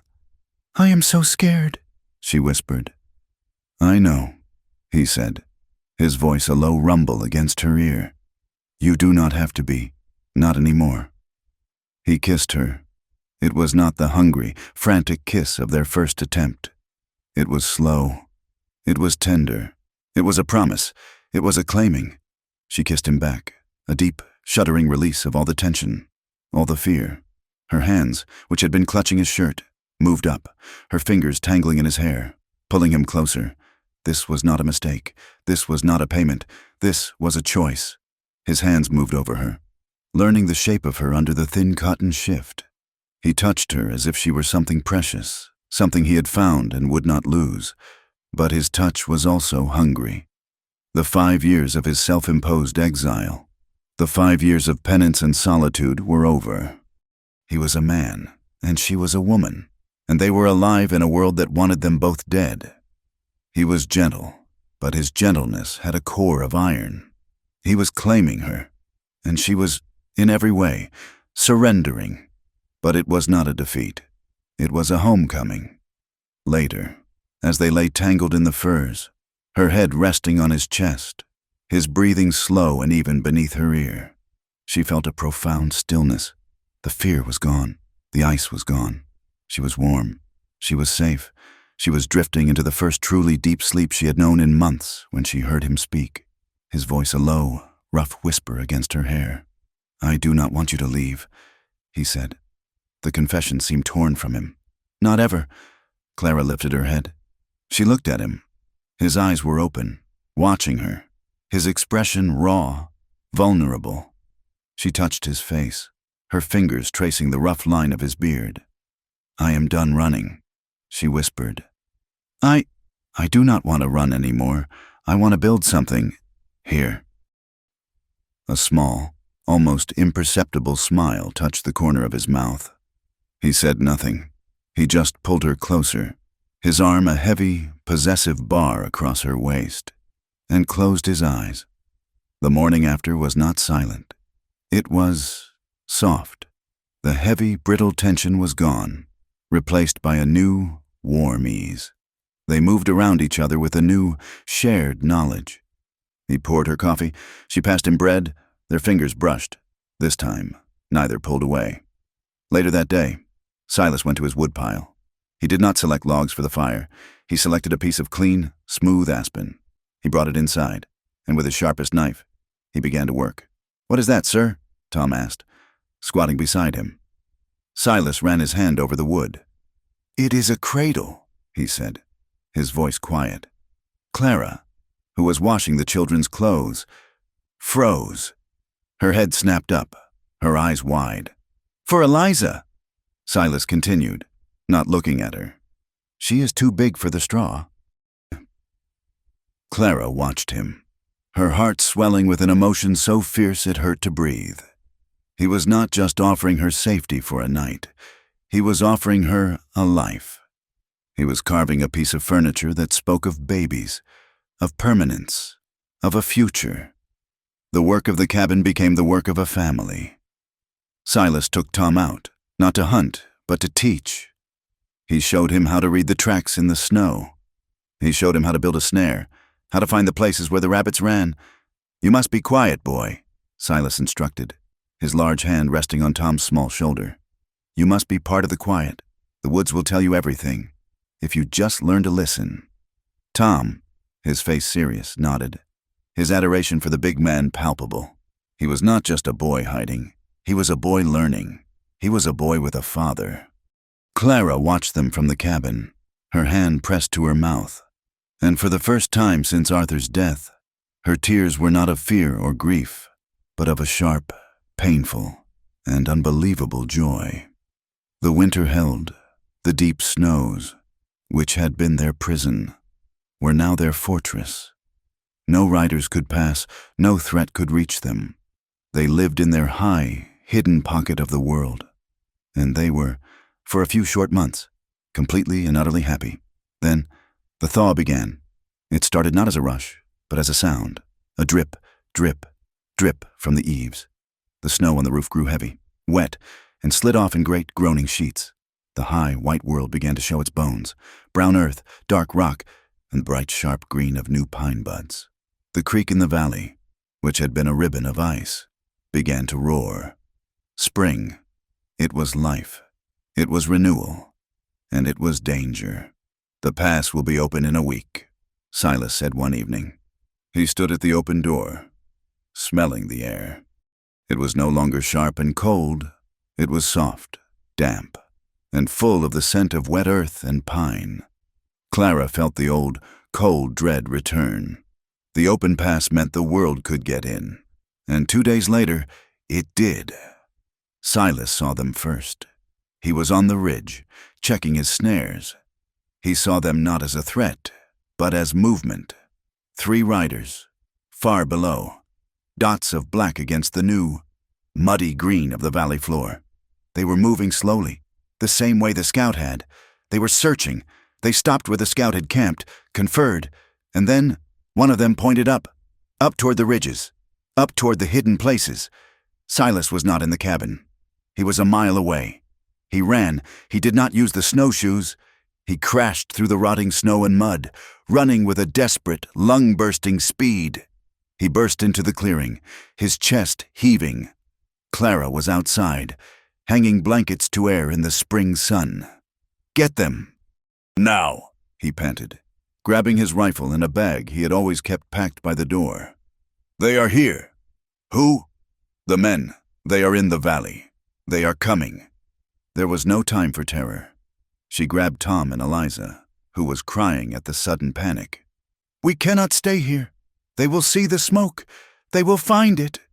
He grabbed her arm, pulling her. This way. Hurry! He did not lead them up the mountain. He led them down, into a thick, dark stand of pine, to a place where the earth fell away, a small ravine hidden by boulders. He pulled back a heavy curtain of old, dead pine boughs. Behind it was a dark opening. In here, he said. It was a dugout, an old trapper's hidey hole, or perhaps a bear's den. It was small, damp, and smelled of cold earth and animals. Stay here, no matter what you hear. Do not come out. Do not make a sound. What are you going to do? She whispered, clutching Eliza. I am going to watch, he said, his face grim. He handed her the Spencer carbine. If I do not come back by dark, you take the children, you head east, you follow the creek down. You will hit a mining town in 2 days. You understand? Silas, no, do not leave us. They are hunting you, he said, his voice harsh. They will not find you here. I am just a trapper. I will go back to the cabin. I will meet them. I will send them on their way." He kissed her. A hard, fast, desperate kiss. Stay, silent. He was gone. Clara huddled in the dark, cold hole, Eliza in her lap. Tom pressed against her side. She held the heavy rifle, her heart a cold stone. She sat there for an eternity. An hour, 2, she heard them. Voices. Men. They were on the ridge above. They were loud, their voices carrying on the clear spring air. "This is a fool's errand. Jed," one voice said. "She ain't up here. She's long gone to California." "She is here," another voice said. A voice that was cold, hard, and terrifyingly familiar. Jedediah. Her father-in-law. "That worthless scout I sent said he found a fresh track. Someone is living up here. And where there are people, there is my gold." Clara's blood ran cold. He was here, not bounty hunters. Him. She heard them move off, their voices fading. They were moving toward the cabin, toward Silas. The hours dragged. The dugout grew colder. Eliza whimpered. Tom sat, pale and silent, his eyes wide. Clara's mind raced. Jedediah. He was here. He would not be fooled by a simple trapper. He would see Silas, and he would see a man protecting something. He would not leave. She had to know. She had to know what Arthur had done. Her satchel was in the dugout with her. It was the one thing Silas had grabbed. She fumbled in the damp darkness, her hands finding the oilcloth packet of letters. She had been too afraid to read them. Now, she was too afraid not to. She moved to the tiny sliver of light at the dugout's entrance. Her hands were shaking. She pulled out the first letter. It was Arthur's hand, a looping, elegant script. "My dearest." It began. It was not to her. She read, her stomach hollowing out. It was a love letter. To another woman. A woman in San Francisco. She tore through the others. They were not a journal. They were letters, plans. "Jedediah is a fool. He thinks the money is in the bank. He does not know I have taken the cash from the assay office. 20,000 in gold. It is done. I have it. I have to wait. Clara suspects nothing. She is a dull, pious creature. She will be fine. Her family is gone. She has nowhere to turn. Jedediah will take care of her, if only to save his precious family name. I cannot bear it. Jedediah knows. The men I took it from, they know. They are here. I will have to." The last letter was dated the day before he died. "They will kill me. I know it. I have hidden the gold.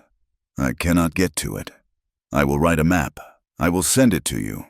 If I am not in San Francisco in 2 months. It is yours. Do not look for me, and do not ever believe a word anyone says about Clara. She is a good woman. I have destroyed her. I am a coward." Clara stared at the last page. He had not shot himself. He had been murdered. He had not planned to leave her with a debt. He had planned to abandon her before it. And he had stolen the gold.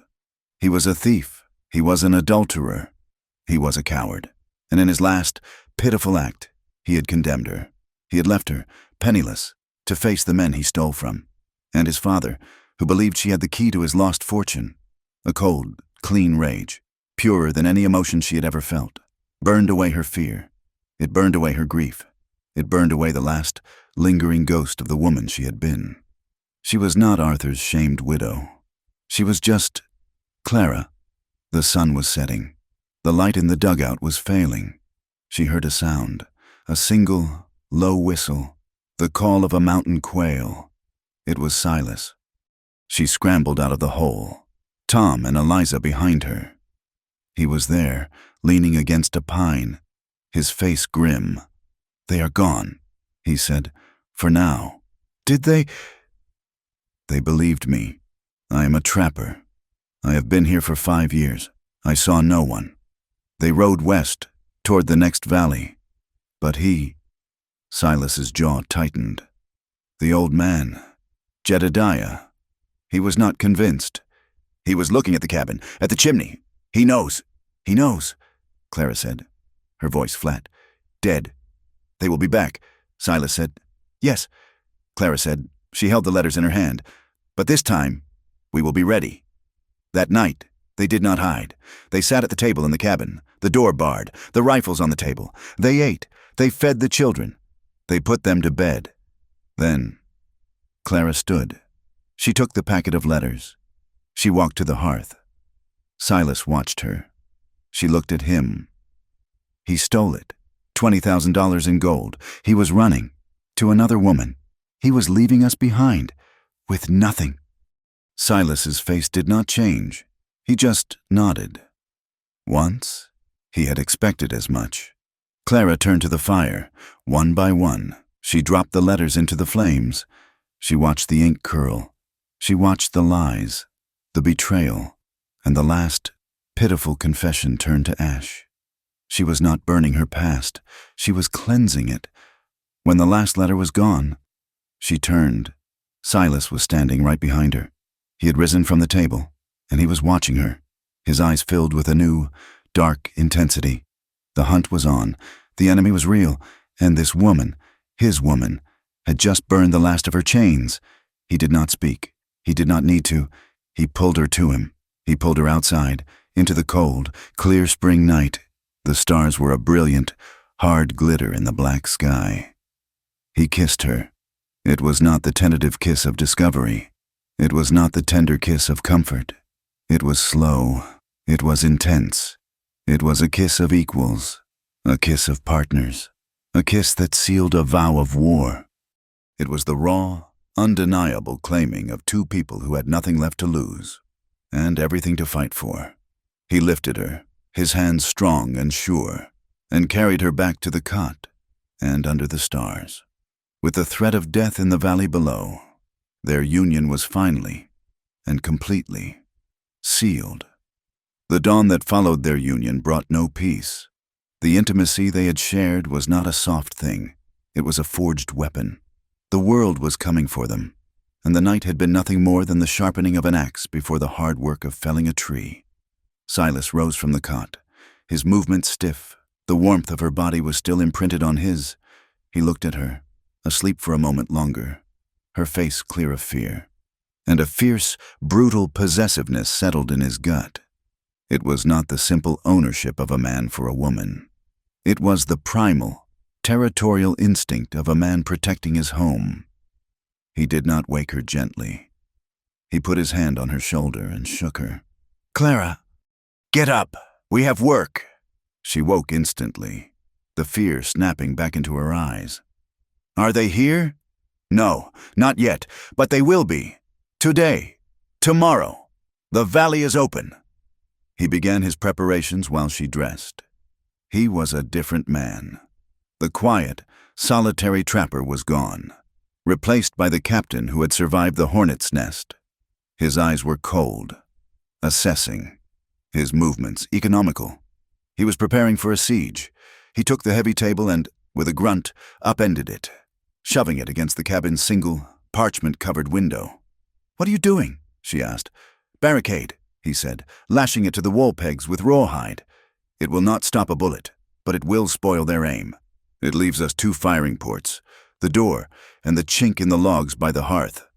"Us?" Clara said, stopping, her hands full of Tom's blanket. Silas paused. He looked at her. "I am taking you and the children to the dugout. You will take the Spencer, half the ammunition, and all the cured meat. You will stay there. If I do not come back in 2 days, you run east, like I told you." He turned back to his work. He was sentencing himself to die for them. Clara stood frozen for a beat. The woman who had stumbled into this cabin, the terrified, beaten widow, would have agreed. She would have taken her children and fled. She was not that woman. "No," she said. Silas did not turn around. "Do not argue with me, Clara. This is not a choice." "No," she said again, her voice harder, louder. It echoed in the small cabin. He finally turned. She was standing in the middle of the room, her chin up, her eyes blazing with the same cold rage she'd felt when she burned the letters. "I ran once," she said, her voice shaking but full of iron. "I ran from my husband's family. I ran from the town. I ran from the whispers. I will not run again. This is my home. You are. This is my life." I will not hide in a hole and wait for you to die for me." He stared at her, a long, profound silence stretching between them. He saw the woman who had fired the Spencer in the dark. He saw the woman who had faced him down. He saw the woman he had held in his arms as she wept. He gave a single, sharp nod. "All right, then you learn." The fortification became a shared, frantic labor. They moved the keg of water away from the door and into the safest corner. They brought in the last of the firewood and stacked it near the hearth, where it could be reached without crossing the open. He pulled up 2 of the floorboards, creating a small, shallow cellar where the children could lie, partially protected from stray bullets coming through the walls. "This is not a fort," he told her, his voice grim. "These logs will stop a pistol, but a rifle, fired straight on, will come through. Stay low. Never stand when you can crouch. Never crouch when you can lie." He took her outside, into the bright, cold spring air. It felt obscene, a mockery of the day's beauty. He set a pine cone on a stump, 50 yards distant. "Load the Spencer," he commanded. She fumbled with the cartridges, her hands clumsy with adrenaline. "Again," he said, his voice flat. "Do not hurry. Hurry gets you killed. Be smooth. Smooth is fast."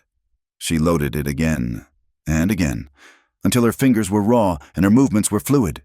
"Now, shoot the cone," he said. She raised the rifle. She aimed. She remembered the elk, the trembling. "You are not killing," he said, standing behind her, his voice low in her ear. "You are defending. You are not taking a life. You are protecting one. You are protecting Tom. You are protecting Eliza. See the cone. Do not see a man. See the threat. Squeeze. Do not pull." She breathed out. She squeezed. The rifle barked, slamming into her shoulder. The pine cone vanished in a spray of bark and wood. She turned to him, her eyes wide. A flicker of something, pride, respect, crossed his face. "Good. Again. Load. Fire. Load. Fire. Do not think. Just do." For an hour, she shot. She shot until her shoulder was a purple, aching bruise. She shot until the smell of gunpowder was in her hair, on her skin. She shot until the fear was replaced by a cold, sharp, mechanical focus. The hardest part was the children. Clara took them to the dugout, not as a drill, but as a game. She filled it with the furs, with Tom's small whittled toys, with Eliza's cradle. "This is a new game," she told them, her voice bright and false. "It is the silent game. When the bad men come, we are going to play it. We will come here, and you will lie flat in the furs, and you will not make a sound, not a whisper, not a cough. Can you do that for me?" Tom, who had seen Silas's face, who had heard the gunfire, knew it was not a game. He nodded, his small face pale and serious. "Like you, sir?" he asked Silas, who stood at the entrance. Silas put his large hand on the boy's head. "Aye, Tom, just like me, quiet as a shadow. And if we tell you to run, you grab your sister's hand. You do not stop. You do not look back. You run to the creek and you follow it down. You understand?" "Yes, sir," Tom whispered. Clara kissed them, a desperate, fierce kiss, and left them in the dugout. She and Silas returned to the cabin. The trap was set. They had done all they could. They waited. The silence of the cabin was a living, breathing thing, heavier than any storm. They came in the late afternoon. Silas saw them first, a flicker of movement through the trees. "They are here, 3 of them." He looked through the firing slit by the door. "The old man, Jedediah, and 2 others. One is the man you hit. Clara, his arm is in a sling. The other, he looks like a hired gun. Hard case."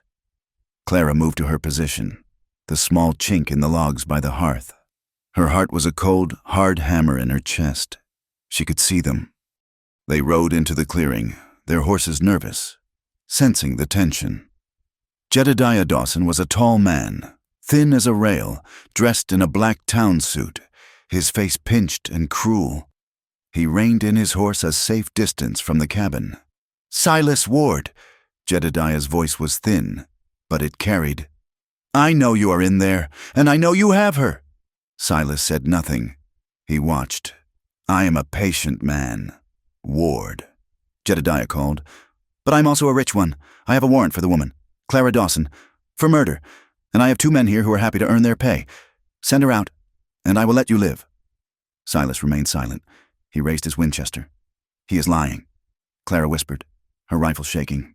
"I know," Silas said. Jedediah's patience snapped. "He will not talk. Fine. Burn him out. Flank him. Ames." The man with the sling, the one Clara had wounded, dismounted and took cover behind a large boulder. The hard-cased man, Ames, spurred his horse into the trees on the left, trying to get to the cabin's blind side. Jedediah raised his own rifle and fired. The bullet thudded into the log wall, inches from Silas's head. "Now!" Silas roared. He fired. His shot was not at Jedediah. It was at his horse. The animal screamed, reared, and fell, pinning Jedediah's leg. "Clara! Left! The flanker!" Clara saw him. Ames. He was off his horse, running low, darting between the trees. He was heading for the side of the cabin, the wall with no window, no slit. If he got there, he could set the fire. He could shoot them from cover. She rested the Spencer on the log. She saw him. He was not a pine cone. He was a man. See the threat. Protect Tom. Protect Eliza. She breathed. She squeezed. The rifle kicked. The man, Ames, stumbled. He did not cry out. He just dropped his rifle, looked down at his chest in surprise, and fell face first into the mud. "He is down," Clara yelled, a wave of nausea and adrenaline washing over her. "Reload!" Silas yelled back. From behind the boulder, the wounded man was firing, his pistol shot snapping wildly. Jedediah, screaming in rage and pain, had untangled himself from his dead horse and was crawling toward the same boulder. "They are pinned," Silas said, breathing hard. He was watching the boulder. "They will wait. They will wait for dark. We cannot let them—" He looked at Clara. "Keep them busy. Fire at the rock. Make them keep their heads down." He began to move, crawling from the door to the side wall. "What are you doing?" she cried. "There is an old log hole," he said, "for ventilation. I'm going to get a better angle. Keep firing." Clara fired. The bullet sparked off the granite. The wounded man fired back. Silas was at the far wall, prying a small, chinked log from its place. He had a clear view of the boulder's left side. He raised his rifle. He waited. Clara fired again. The wounded man, impatient, foolish, peeked out from the right side, trying to get a shot at her. Silas did not move. He waited. Jedediah, from behind the rock, shouted, "He is flanking you! Watch the left!" It was a trick. The wounded man, hearing his boss's warning, instinctively moved left, exposing his head and shoulders around the side of the boulder, right into Silas's line of sight. Silas fired. The man's head snapped back. He was dead before he hit the ground. "Two down," Silas said. He turned from the wall, and in that moment, Jedediah, who was not a fool, fired. He had not been crawling. He had been waiting. He had anticipated Silas's move. The shot was high. It went through the thin, upper logs of the cabin wall. Silas gasped. It was not a cry of pain. It was a sharp, sudden intake of air.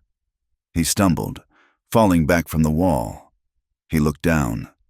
A dark, plum-colored stain was spreading across his left side, high on his ribs. "Silas!" He fell to one knee, his rifle clattering to the floor.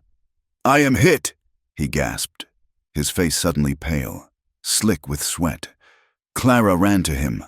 The world outside, Jedediah, the fight, it all vanished. There was only Silas, bleeding on her floor. "Get down!" he grunted, trying to push her away. "He will fire again."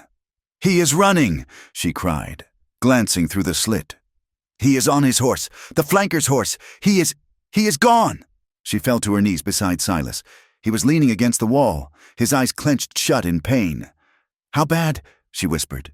It is high. He breathed. It missed the gut, but it is bleeding. Get to the cot, she said, pulling his arm over her shoulder. He was a dead weight. She grunted with the effort, dragging him, his boots scraping the floor, away from the walls, away from the door, to the relative safety of his cot. He collapsed onto it, his breath coming in shallow, wet gasps. The children, he whispered. They are safe, she said. She ripped open his shirt. The wound was ugly, a dark, ragged hole, bleeding freely. It had gone clean through. She ran to their supplies. She grabbed the whiskey. She tore a long strip from her own clean shift. This will hurt, she said, her voice shaking. Do it! She poured the raw alcohol into the wound. Silas screamed.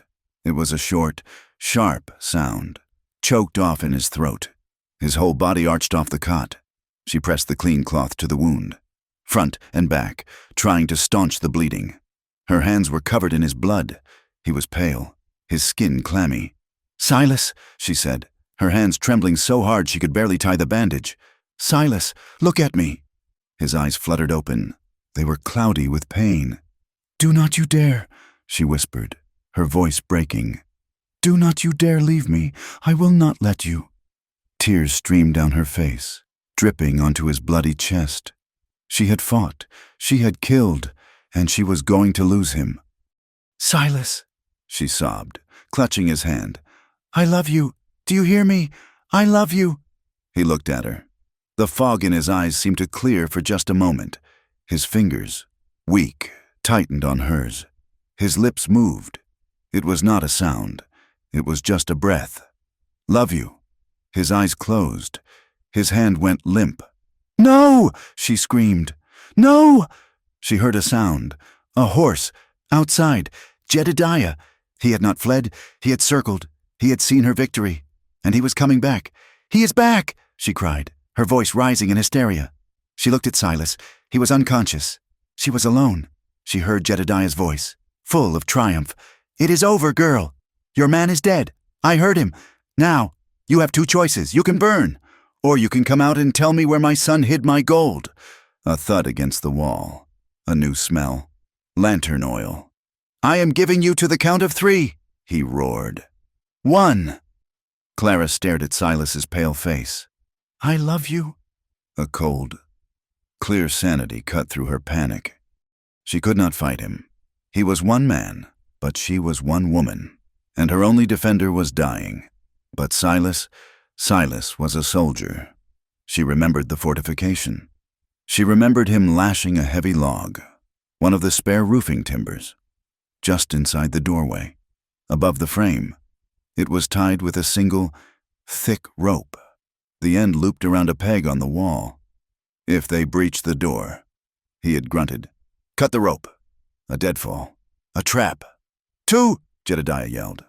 Clara moved. She grabbed the Spencer. She checked its load. She grabbed the heavy skinning knife from the table. She pressed it into Silas's limp hand. She ran to the door. I am coming, she screamed, her voice high and thin with false terror. I surrender. Do not shoot. I am alone. He is dead. She heard Jedediah laugh, a dry, cruel sound. Clever girl. Open the door. Slowly. She fumbled with the bar, making her hands shake, making her sob. She pulled the heavy bar back. The door swung open. Jedediah stood there, on the porch, his rifle leveled at her heart. He was grinning. Where is it? He hissed. The map, the letters. They are in my satchel, she whispered, pointing back into the dim cabin. By the hearth. He stared past her, into the shadows. He saw Silas, unmoving on the cot. He grinned again. Get it for me. No, Clara whispered, stepping back. I'm afraid. You get it, he snarled, his patience gone. Foolish. He shoved her aside. Stepping through the doorway. He was tall. He had to duck to get under the frame. He was in. He took one step toward the hearth. Clara, who was standing by the wall, did not scream. She did not run. She took her rifle and, with all her strength, slammed the butt of it against the wall peg. striking the coiled rope.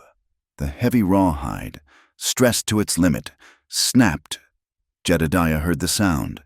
He looked up.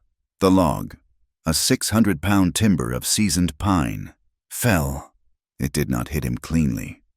It struck him a glancing blow on the shoulder and head, driving him to the floor with the sound of cracking bone.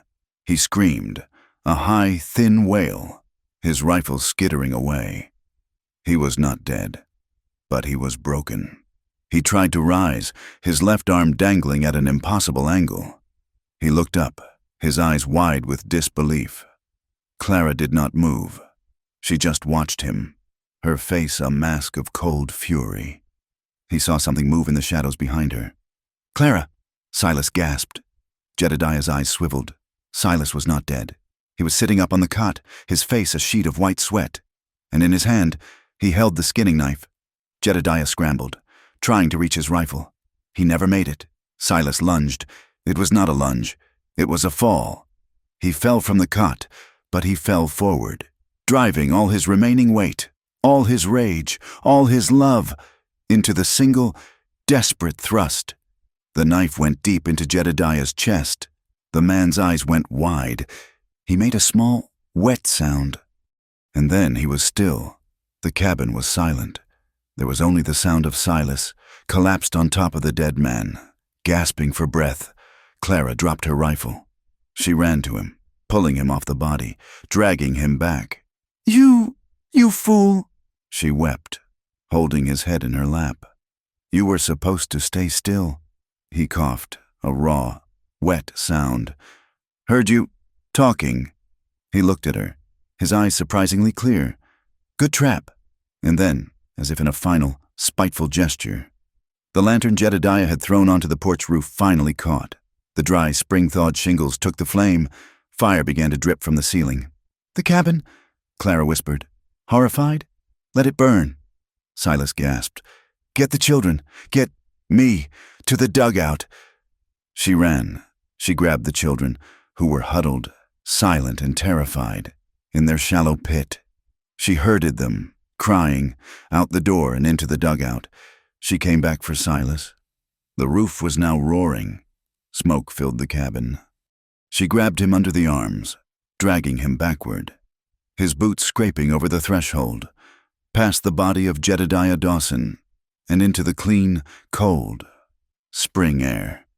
She got him to the dugout just as the main roof beam of the cabin collapsed, sending a shower of sparks and flame into the twilight sky. She collapsed at the mouth of the dark, damp hole. She was surrounded by the two crying children. She held the head of the man she loved, who was unconscious and bleeding, but breathing.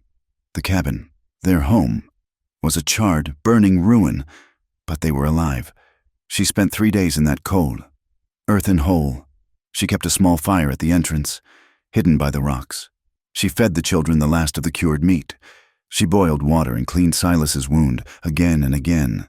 She used the last of the salve, the pine-smelling balm, and she prayed. She did not sleep. She watched him.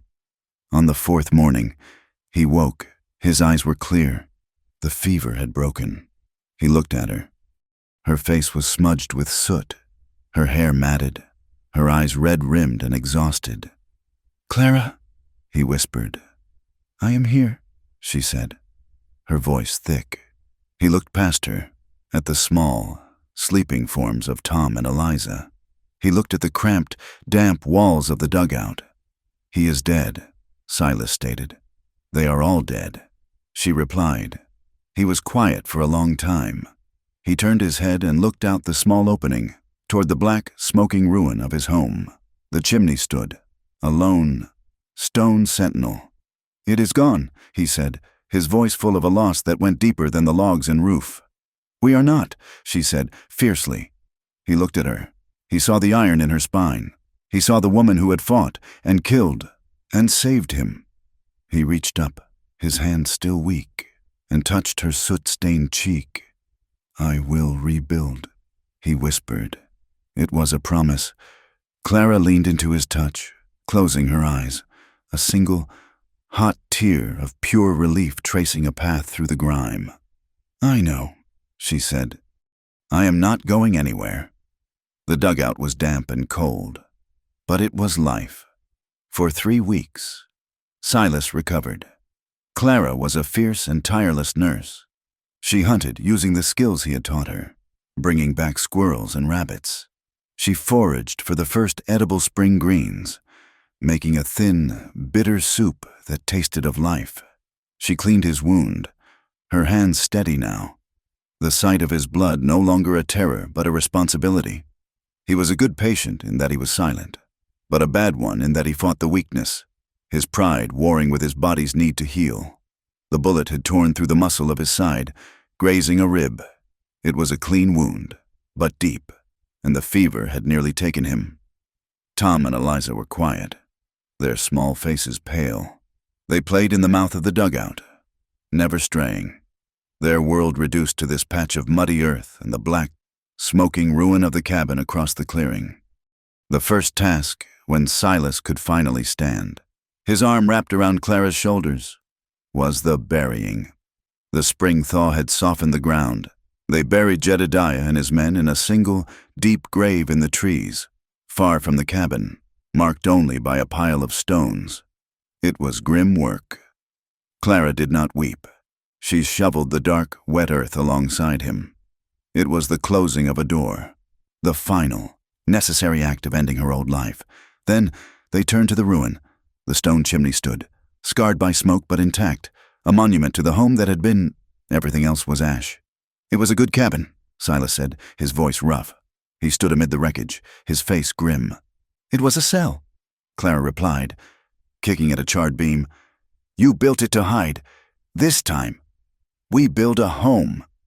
He looked at her, at the strength in her face, the smudge of soot on her cheek that she did not know was there.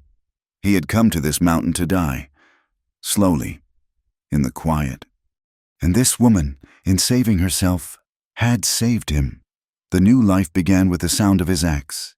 He was still weak, the wound pulling at his side, but he refused to rest. He felled new trees, larger ones. From higher up the ridge, the ringing sound echoed through the valley, a sound not of survival, but of defiance. It took months. Spring bled into a warm, bright summer. They lived in the dugout, and as the days grew longer, their life took on a new rhythm. It was not the desperate, frantic pace of fortification, but the slow, steady work of building. Clara worked beside him. She stripped the bark from the new logs, her hands growing calloused and strong. She mixed mud and straw to chink the walls, her arms aching at the end of each day. They were a team, their movements learned, their silence companionable. The new cabin rose from the ashes, anchored to the old chimney. It was larger than the first, with a solid plank floor hewed from a fallen giant pine. He built a real porch, wide and deep, that faced the morning sun. And he built 2 rooms, a large main room for living and a smaller sleeping room for the children. Their cot and cradle, which had been saved in the dugout, were the first things moved in. Clara claimed the patch of earth near the porch. The fire had cleared it, the ash enriching the soil, while Silas built the walls. She built a garden. She had saved a small packet of seeds from the supplies they had taken on their one trip to the mining town, and she planted them with a fierce, hopeful reverence. Beans, squash, and corn. She found the wild herbs that grew by the creek, mint and yarrow, and transplanted them by her door. She was putting down roots, literally. The children, freed from the terror of winter and the confinement of the dugout, bloomed. Eliza, who had been a pale, quiet shadow, was now a robust toddler, her laughter echoing in the clearing as she chased butterflies. Tom became Silas's shadow. He carried tools. He learned to use a small knife, to carve, to set his own small snares for rabbits. His chest puffed with pride when he brought one home for the stew pot. The "sir" had faded, replaced by a simple, trusting Silas. And Silas changed. The scar on his side was a puckered, angry red line, a permanent reminder of the price they had paid. But the scars inside, the ones that had kept him locked in his 5-year silence, had begun to fade. He still did not speak often. But the quiet was different. It was not the heavy, haunted silence of a man remembering his ghosts. It was the content silence of a man who was exactly where he wanted to be. He smiled. They were rare, small things, a bare lifting at the corners of his mouth, usually reserved for Eliza when she tried to braid his beard, or for Tom when the boy successfully set a trap. But Clara saw them. Each one was a victory. By late summer, the cabin was done. The larder was stocked with smoked meat and dried berries. The garden was thriving. They had built a life from the ashes of 2 broken ones. But the world was still out there. "We need salt," Silas announced one morning, "and flour before the snows come, and the children need boots."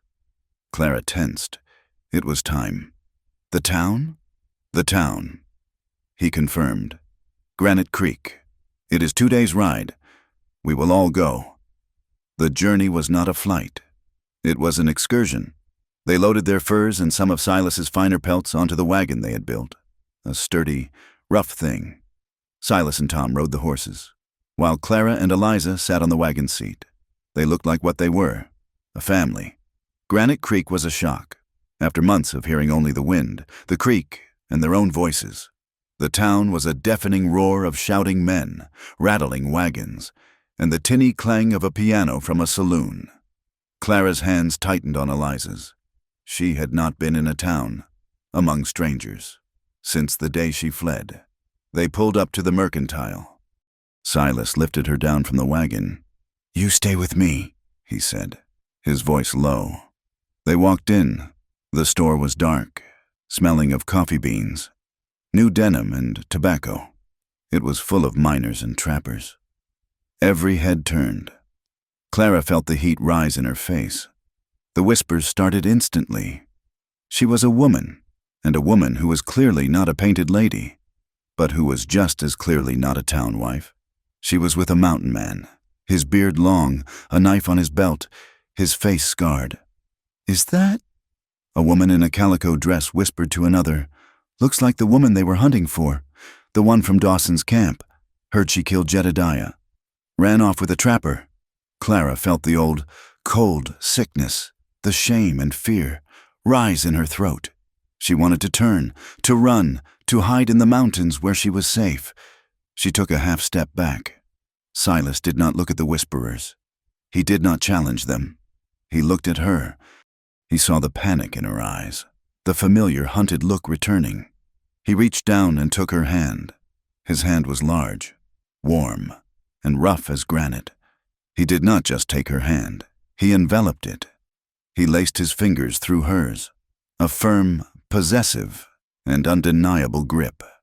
He turned to the storekeeper, pulling Clara gently forward so she stood beside him, not behind him. "We need flour," he said, his voice a low rumble. 50 pounds, and salt, coffee, and 2 pairs of boots for the children." He did not let go of her hand. He held it as they picked out the cloth. He held it as he traded the pelts. His bargaining sharp and fair. He held it as they paid. And as they walked out the door, the whispers had died. His simple public gesture had been a statement more powerful than any threat. "She is mine. She is protected." As they loaded the wagon, the storekeeper's wife came out, a small, tired-looking woman. She pressed a paper poke of candy into Clara's free hand. "For the children," the woman said, her eyes kind. "It is a hard life up there. You are brave." Clara looked at her, stunned. She nodded, unable to speak. The world was cruel, but not everyone in it was. They rode out of town, Silas's hand still holding hers on the wagon seat, until the sounds of the town faded, and the clean, high mountain quiet returned. They lived in peace for another month. The aspen trees turned a brilliant, shimmering gold. The air grew crisp. Then, one afternoon, a rider came. Silas and Clara were on the porch, mending a harness. They both saw him at the same time. A lone man, riding not up the valley floor, but on the high ridge, the official trail. Silas stood, his hand moving to the rifle that always leaned by the door. "Clara, take the children inside." "Wait," she said, her hand on his arm. The man was not a bounty hunter. He wore a clean, dark suit, and a tin star glittered on his vest. He rode steadily, not searching, but heading directly for their cabin. He reined in at the edge of the clearing. He did not dismount. He looked at the new, sturdy cabin, at the garden, at the children who peeked from behind Clara's skirts. "Ma'am," he said, touching the brim of his hat. "Mr. Ward, my name is Marshal Evans. I am a federal marshal for the territory. You are a long way from home." "Marshal," Silas said, his voice flat. His hand did not leave his rifle. "I am," Evans agreed, his gaze sharp and assessing. "I'm up here investigating a report, a rumor, you might say, about Jedediah Dawson and 2 of his hired men. They rode into this valley in the spring, and they did not ride out." Clara stepped forward. "They are dead." The marshal's eyebrows rose. "Just like that." "Just like that," Clara said, her voice steady. "They came for me. They had a false warrant. They believed I had something that belonged to them. When I refused to come, they tried to burn us out. They set fire to our home." She pointed to the tall, stone chimney. "That is all that was left." "And the 3 of them?" Evans asked, his gaze moving from her to Silas. "We defended ourselves," Silas said. "It was a fair fight. They lost." The marshal was silent for a long minute. He looked at Silas, a known recluse, but not a known killer. He looked at Clara. "Jedediah Dawson was an important man, ma'am, powerful. His bank is claiming theft. The men he was with, they were bounty hunters, but they were deputized. I cannot just ride away from 3 dead men." Clara met his gaze. The last of her fear was gone, burned away with the cabin. "Marshal," she said, "may I show you something?" She went inside. Silas stood, a silent guardian, watching the marshal. She returned a moment later. She did not carry a weapon. She carried a single, folded piece of paper, the last letter, the one she had saved. She handed it up to him. "My husband, Arthur Dawson, wrote this the day before he died." Marshal Evans unfolded the letter. He read it. His expression, at first skeptical, hardened. He read it a second time, his lips moving slightly, taking in the words. 20,000 in gold. Jedediah knows. They will kill me. Clara suspects nothing. She is a good woman. I have destroyed her." He folded the letter. He looked from it to her and back. He had seen enough of the world to know the ring of truth. This letter, combined with Jedediah's known reputation, painted a clear, ugly picture. "He stole the gold," Clara said quietly. "He was murdered for it. His father, Jedediah, believed I knew where it was. He was not hunting me for justice. Marshal, he was hunting me for profit. He would have killed me. He would have killed my children." The marshal sighed, a long, weary sound. He tucked the letter into his own breast pocket. "No," Clara said, holding out her hand. "That is mine." Evans looked at her, surprised. He handed it back. "I see," he said. He looked at the cabin, at the children, at the chimney. "It seems to me Jedediah Dawson and his men died while attempting to kidnap and extort a private citizen. In my report, I will find that they were likely caught in a late blizzard, or perhaps fell afoul of a wolf pack. The mountains are dangerous." He gathered his reins. "My apologies for disturbing your peace. Mrs. He paused. "Clara," she said. "Ma'am, Mr. Ward." He tipped his hat. "I do not think you will be bothered again." He turned his horse and rode away, the last ghost of her past disappearing with him. That night, the new cabin was still. The children were asleep in their own room, safe. The first cold snap of autumn was in the air, but a fire roared in the great stone hearth. Clara and Silas sat on the porch, wrapped in a single, heavy fur blanket, watching the stars, a vast, cold spray of diamonds in the black sky. They had celebrated. They had drunk the last of the whiskey, a silent toast to the marshal, to their new life. Silas had been quiet for an hour, his hands busy in his lap, carving a small piece of antler, a tine from the great elk they had hunted together. He stopped his work. He reached for her left hand. It was bare.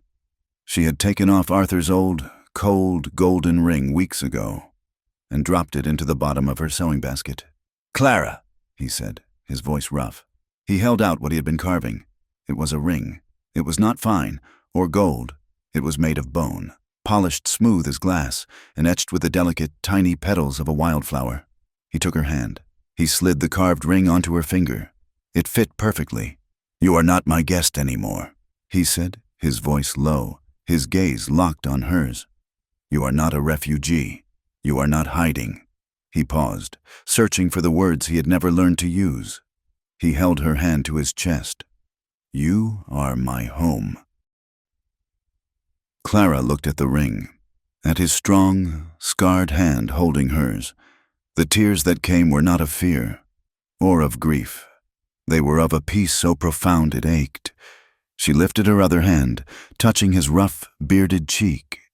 "I was always yours, Silas," she whispered. "From the night you tended my burn, I just did not know it." He pulled her to him. His embrace was slow, powerful, and absolute. It was not the desperate, frantic clutching of two people finding each other in the dark. It was the deep, steady, unbreakable hold of two people who had built a life, who had fought for it, and who had won. The wild around them, the high, dark mountains, the coming winter. It was still dangerous. It would always be, but it was not their enemy. It was their sanctuary. They had built something in the heart of it, something stronger than tragedy, stronger than fire, something that would endure. The stars faded. The sky in the east turned a pale, pearlister gray, then a deep, bruised purple. The first rays of the sun struck the high, snow-dusted peaks, bathing them in light. Two figures stood on the porch, hand in hand, watching the dawn. They were scarred. They were survivors. And they were, at last, at the edge of a new beginning. Thank you so much for listening to this story. I truly hope you enjoyed the journey with Clara and Silas. We would love to know where you are listening from. So please, drop a comment and let us know. If you enjoyed this, please consider subscribing to From Wild West for more stories just like this one. We value your thoughts, so please share them with us in English.